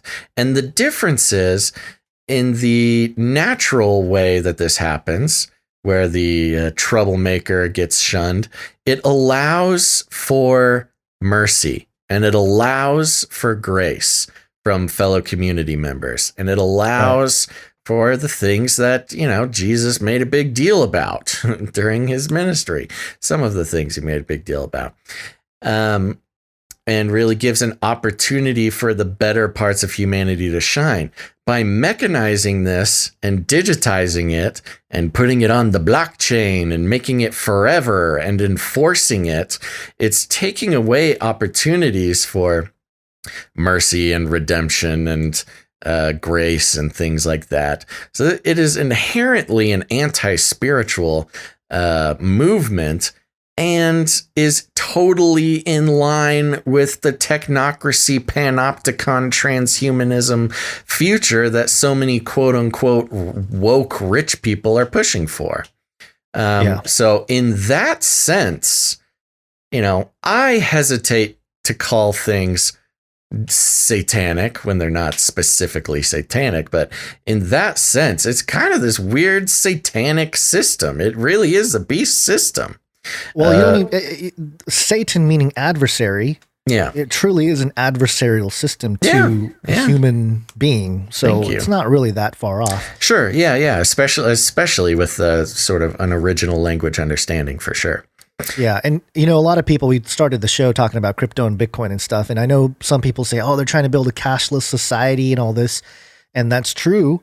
But don't think your cash isn't traceable. There's an article here I recently shared with someone from ZDNet. Do you remember ZDNet? Yeah. Pretty popular website back then. Right. This is a 2010 article, Tracing Cash in the Underground Economy. They can't trace cash, right? Wrong. Right. And it's off the shelf IT making it possible. So, you know, this has been developing for a long time, and, you know, just because you have paper cash isn't going to. Yeah, where did this come from? Who said something about cash? Well, I'm just saying in general, a lot of what the whole social credit score system is based off of is how you spend your money, controlling where you spend your your finances, money. right? Yeah, and what you spend your money on, and all that stuff is monitored, and, you know, there's a profile built on you. So you'd think the natural response is, oh, we got to maintain our cash society. And that's not necessarily going to help. We just love the Illuminati dollar. Yeah, I was going to say, it drives me nuts, gotta man. hold on to that all-seeing eye paper. Anti-Bitcoin people who love the all-seeing eye on their green demonic dollar. I know. Jeez. Next up here, do you have my audio really loud in your headphones today or something? I keep hearing an echo. I've been hearing maybe not a full echo, but a little bit of reverb on you. Oh, interesting. Yeah, occasionally. It's not right now, but yeah, I keep hearing myself echo back through your mic. So I don't know if it's I can. Oh, my mic's actually pretty far away too. Yeah, I don't know. I think it's something else. Okay, I'll turn it down. Speaking of all of this stuff here, this is Andrew Torba of Gab.com, who's been highly censored. We mentioned him at the beginning of the show as well. And we're circling back to something we started the conversation with today. And he said something very interesting on the Steve Bannon show, which I'm not a big fan of Steve Bannon, but you know, for the sake of this clip, this is Andrew Torba. I think the subject that a lot of people do not discuss is the child exploitation that is going on Facebook and Twitter. Everybody buries this under the rug. Facebook is the #1 place on the internet for child exploitation, according to FBI statistics. 85% of child exploitation reports come from Facebook, right? Nobody's talking about this. They're allowed to process payments. They're allowed to have banks. They're allowed to be on app stores. And this disgusting behavior, this disgusting and criminal and immoral behavior is going on their platforms. And they're funding this behavior by allowing it to happen. And actually, I think he brings up a good point that, yeah, all these really abhorrent and morally depraved behavior and illegal behavior at that is allowed to exist on social media platforms. Meanwhile, Gab, who this guy is pretty outspoken about Christ on Twitter, whether you fully align with his ideals or not. I mean, what he says basically is, it's pretty straightforward, generic Jesus Christ is Lord type of stuff. So I don't really have to say anything negative against it. Yeah. But he's again, no bank accounts. 5 banks have shut down his accounts. Yeah. PayPal, Patreon, all locked him out. So this is really a precursor to what's going to happen here, I think, for folks like us, you and me, Basil, in the near future. I mean, we've been fairly protected. Yeah. And you've talked about how you think it's a kind of a supernatural thing that we haven't been completely just taken out by the censorship. But if we're going to project into a few years into the future, what's happening to Andrew Torba and Gab is very much something that's going to probably happen to all people of faith and people who believe the Bible. In China, it's already there. I mean, they don't really allow the Bible or, even religious thinking in general. But that kind of cancel culture is going to come to the Christian in America, which is very hard to believe for many people who grew up in, the last 50, 60 years maybe, but it's here. I mean, they've really pounded the culture and chiseled away at our freedoms. And the reason they're doing that is ultimately to silence those of faith. And I think this is just the beginning. And he makes a good point about the selective behavior of the technocratic elite when it comes to the social media platforms. Yeah. Yeah. I think you nailed it. All right. Okay. Let's keep moving. You want to take this one? Here's a headline from dailystar.com. The Lebanon.lb, Lebanon. The headline is Russia underlines need to form cabinet of technocrats to rescue Lebanon. Oh, yay. Technocrats, come save us. Yes. And I believe Russian technocrats. Okay. You got to remind me the, what's the name of the 7 country list of countries? The non-central banks? Yes. That the Bush administration. I think it's changed too, but it was called the something 7. Forget it. I forget the name. Anyways, this is a subscribe article. I don't know if you have it, Gons, but I don't. But we get a little blurb here. Russia Tuesday underlined the importance of the quick formation of a mission government made up of technocrats in Lebanon to overcome the country's severe economic and financial crisis, the worst in decades. So we have Russia, which is an infamous technocrat positive, technocrat forward into country, getting involved in Lebanon's economic crisis. And of course, if you're having an economic crisis, what's the answer? Technology. More technocrats. You got to put the technocrats in charge. So you can, get the panopticon going, get the social credit score going, get technology, get Flippy in there, start flipping burgers so you don't have to pay anybody anything. This is going to be great. And I brought up the list of 7 countries that was identified during the Bush administration that needed to go down, because I believe Lebanon was one of them. But maybe I'm thinking of Libya. I think I'm thinking of Libya. Anyways, sorry, Lebanon. Russia's coming to rescue you. Oh, it's a perfect time for the rescue jingle. Congratulations, you are being rescued. Please do not resist. Yeah. I found a list of countries without a central bank 2021. Oh, an updated list. Okay. Yeah. Andorra, Isle of Man, Kiribati, Marshall Island, Micronesia, Monaco, Nauru, Palau, and Tuvalu. Interesting. I believe I'm not sure about Tuvalu, but I think the rest of those are island nations. Yeah. And also, the they are famous for being sort of elite getaways. Yep. Yeah. They're like keeping their little segment of places to stay afloat. But it says here approximately 75% of world's central bank assets are controlled by China, the U.S., Japan, and the countries that make up the Eurozone. So, yeah, very much a one world government through finances taking place there. But yeah, just got to just a move to side note Monaco, from baby. Yeah, I was going to say, which one of these sounds good? I mean, they all sound like once we get our resorts. 10,000 Bitcoin, I think Monaco or the Isle of Man might be cool.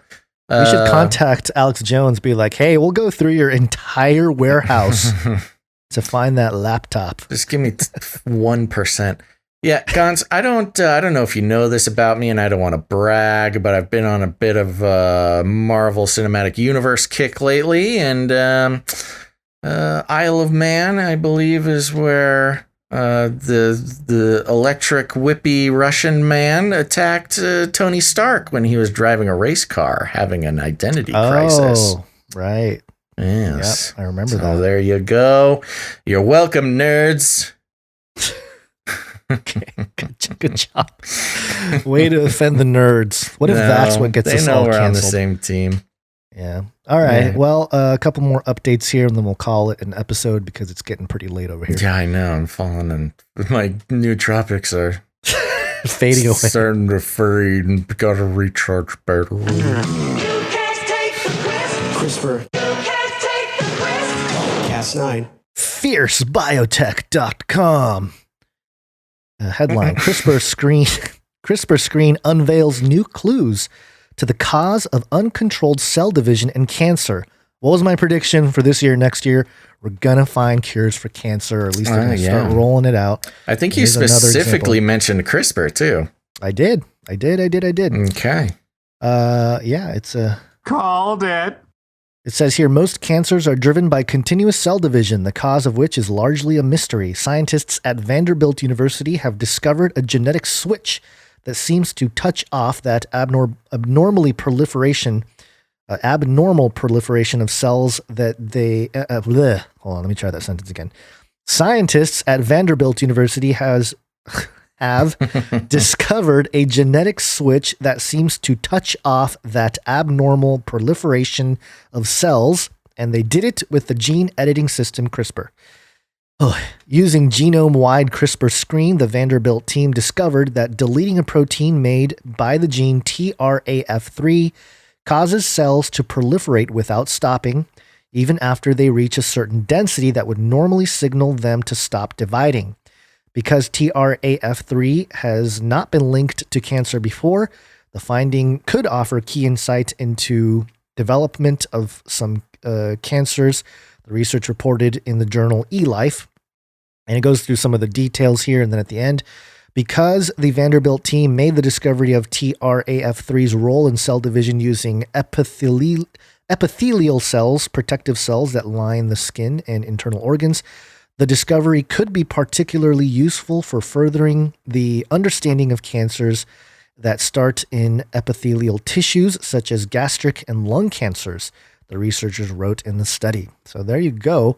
Okay. They're just slowly making progress, and we've been keeping track of it. But yeah, we always kind of knew CRISPR is going to be used for quote unquote good. But who can afford these treatments, these cutting edge treatments? The technocrats. The technocrats that are trying to take over Lebanon. Yep, that's right. Those Russian technocrats. We create Bitcoin. Okay, dokie. One last thing. This link I don't think is correct. We are in deep fake. Oh, I thought I fixed that link. No. I guess I didn't. No, but it did give me my Flippy update for next week. Try it. Well, try it in the... I'll just fix it. Here you go. There's a link. It's thenextweb.com. Scientists developed a clever way to detect deep fakes by analyzing light reflections in the eyes. Ooh, it's like Minority Report. Or no. Yeah. Oh, shoot. What was that other movie? All of them. I think it's like a Will Smith one where he... takes video footage and enhances and like finds reflections. Enemy of the State? Yes. Enemy of the State. Yes, not Will Smith, I don't think. No, that's Will Smith. Is it? That's Will okay. Smith, Yeah. He plays Robert Clayton Dean. Mm. It says here, deepfakes are being used for a range of nefarious purposes, from disinformation campaigns to inserting people into porn, and the doctored images are getting harder to detect. A new AI tool provides a surprisingly simple way of spotting them, looking at the light reflected in the eyes. The system was created by computer scientists from the University at Buffalo. In tests on portrait-style photos, the tool was 94% effective at detecting deepfake images. The system exposes the fakes by analyzing the corneas, which have a mirror-like surface that generates reflective patterns when illuminated by light. In a photo of a real face taken by a camera, the reflections on the two eyes will be similar because they're seeing the same thing. But deepfake images synthesized by GANs, which is the generative adversarial network. Adversarial network, yeah, typically fail to accurately capture this resemblance. Instead, they often exhibit inconsistencies, such as different geometric shapes or mismatched locations of the reflections. Wow. Makes sense. This is genius.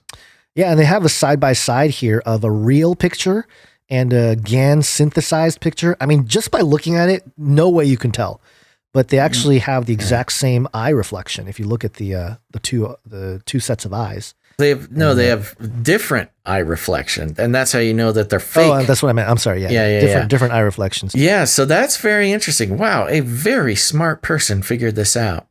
I would not have thought about that, but it seems like a highly reliable way to do it. So just to simplify it, in case anybody just got lost in the text there. So, when you're looking at somebody's eyeballs, there's reflections of light off of the eye goo on their eyes. And apparently the generative adversarial networks, the deepfake AI, either doesn't know how or just didn't think about it or whatever, that the reflections will be different in the eye goo. And as we always say, the takeaway from stories like this is, on one hand, great, give us the tools so we can point out the deepfakes. Yeah. And on the other hand, it's the AI going, oh, you think you can figure out the trick? Yeah, or whoever creates the AI can build that into the system now. Yeah, they can just literally use the algos that are written to deconstruct this and just reverse engineer it so that the eyes, to make sure the eyes reflections are properly placed or whatever. Yeah, although they do have some examples that are not highlighted by the AI that you can kind of try to figure out yourself. Very difficult to pick out with just your naked eye. It says you need a piece of software to pick this out for you. It's not easy. Says, the tool's most obvious shortcoming is that it relies on a reflected source of light in both eyes. The inconsistencies in these patterns can be fixed with manual post-processing, and if one eye isn't visible in the image, the method won't work. So this is the most. Sorry. Well, I was just going to say all those Illuminati pictures with holding one eye, like covering one eye. Oh yeah, that can all be deep faked, and this method cannot discern whether it's a deep fake image or not. Yeah, Illuminati deep fakes are still going to get away with it. Yep. What a simple and elegant solution somebody figured out, though. Yeah, not that it's long lasting, but I was impressed. Yeah, that's kind of the problem with technology. It's like, we solved this problem. Oh, good. We can now the AI can learn how to overcome it. It's the long, the eternal battle between sword makers and shield makers. Right. Saw that on the History Channel once. Yep. All right. Well, good. Did we do it? It's only been about 7. This will change everything you know. That's the name of our next episode. And the one after that will be titled These Strange Times. Yeah, well, I think 17 hours is long enough for a show here, Gons. So let's see here, folks. Before you go anywhere, I want to let you know we'll be circling back on Monday, the 15th of March. So put it on your calendar and make sure to hit subscribe if you're watching on one of those subscribe-y places. And while you're at it, if you haven't done it yet, please hit the like button. subscribe, bell button, all. Like, subscribe, bell button, all. That's You're right. watching on those subscribey places. Yes. What are we? What have we turned into? I don't know. A hit podcast.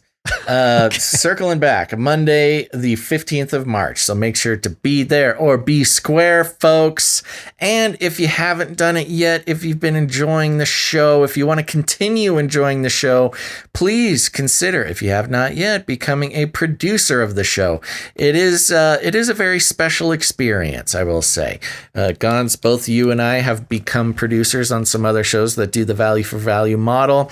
And of course, producers hold a special place in our hearts. And so I was going to say, both of us, we can attest that once you become a producer of a show, there's really it's a very special feeling.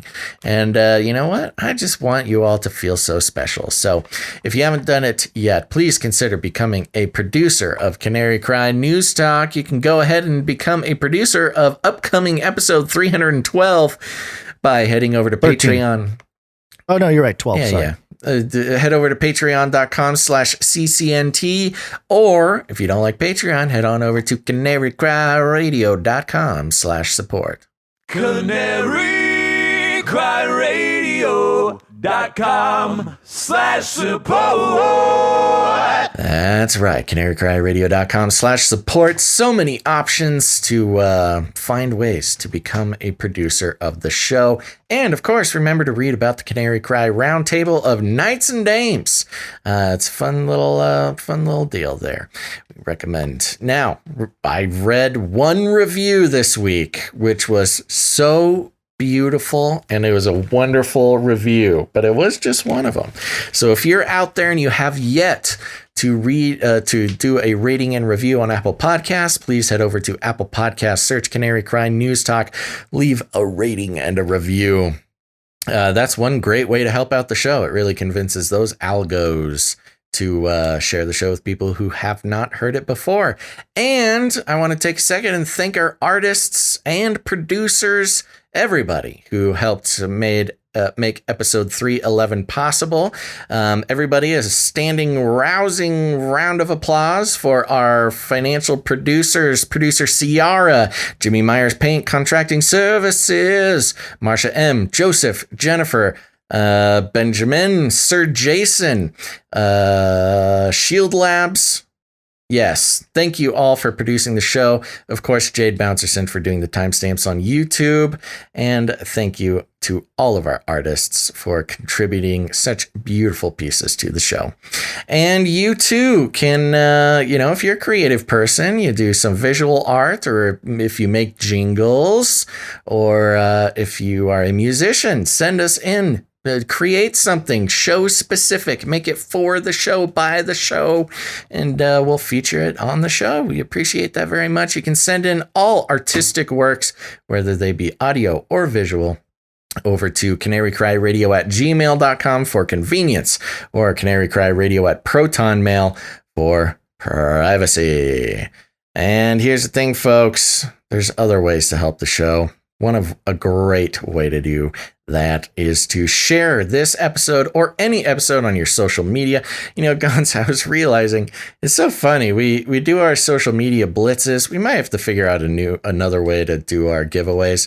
But maybe not. I don't know. It's just weird. We're a show that actively encourages people to get off of social media and then beg people to share our stuff on social media.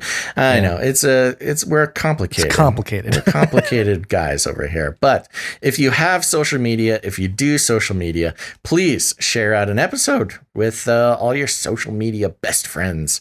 Or if you like to live in the meat space, you got friends, you got family, they're starting to wake up to the fact that the world is not what it seems. Something smells fishy around here, they say.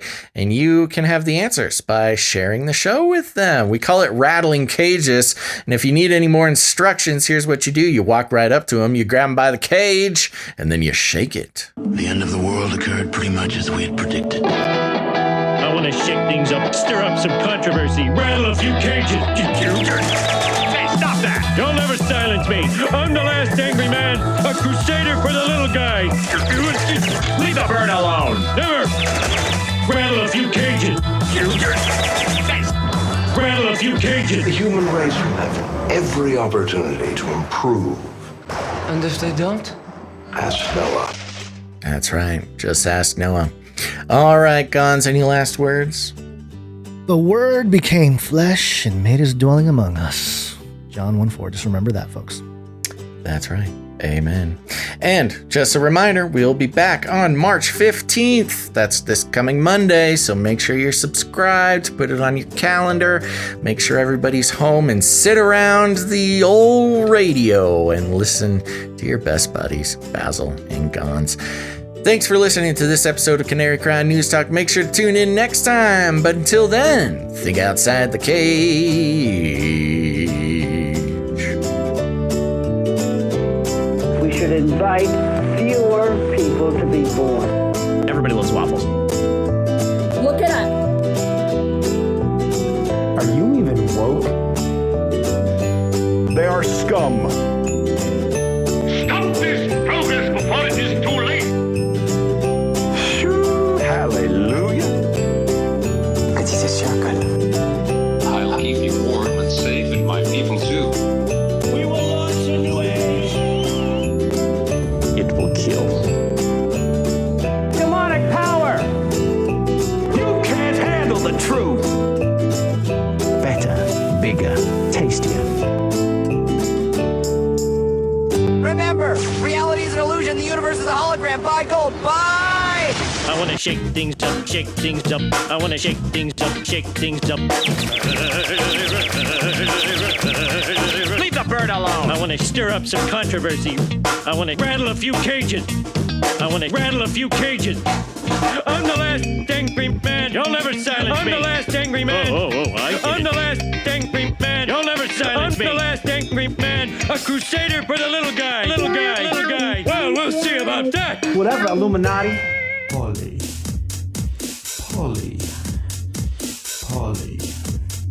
It's Latin for many. Tick. Tick. Tick. They'll suck your blood. Politic.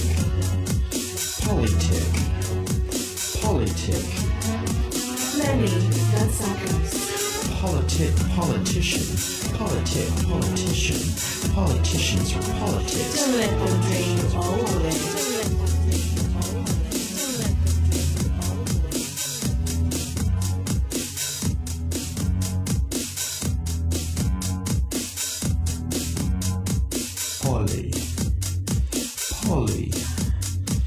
Polly. It's Latin for many. Tick.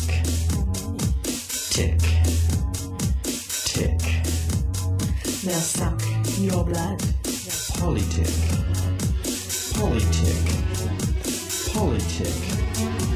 Many bloodsuckers.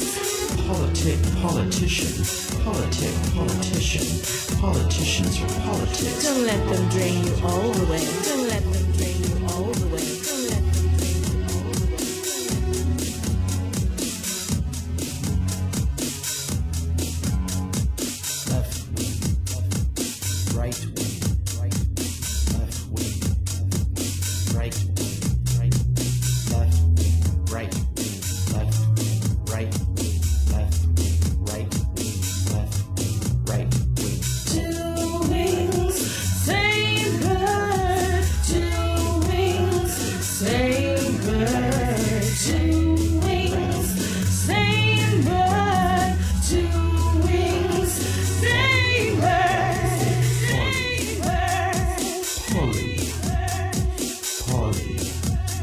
It's Latin for many. Tick.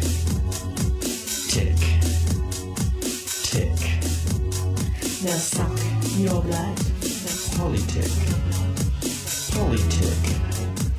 Politic. Many bloodsuckers. Politicians are politics. Don't let them drain you all the way.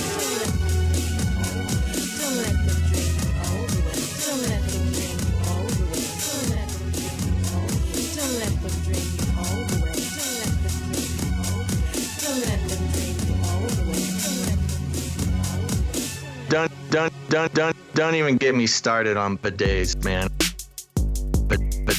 For days, man.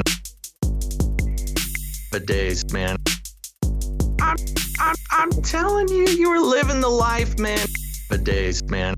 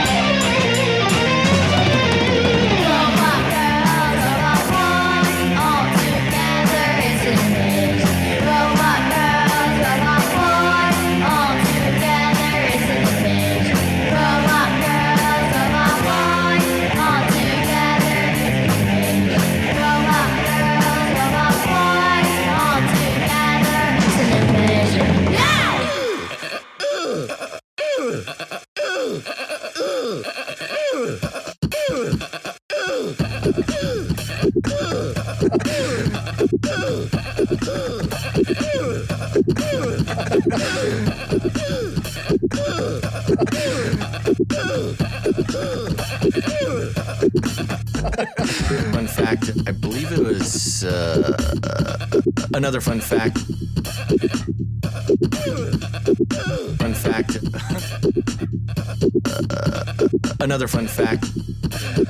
Brings me back to my Screamo days.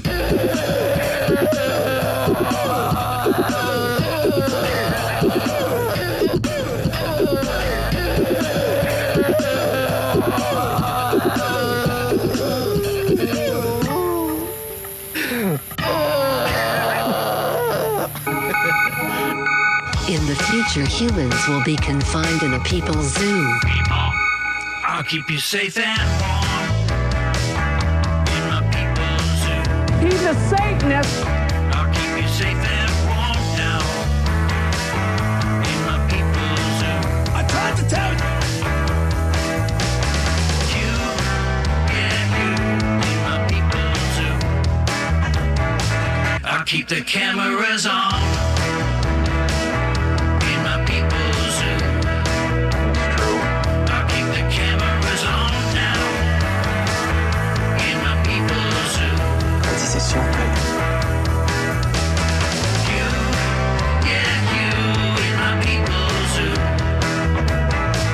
Called it. Aliens.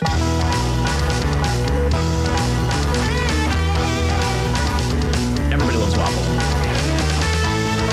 Are you even woke?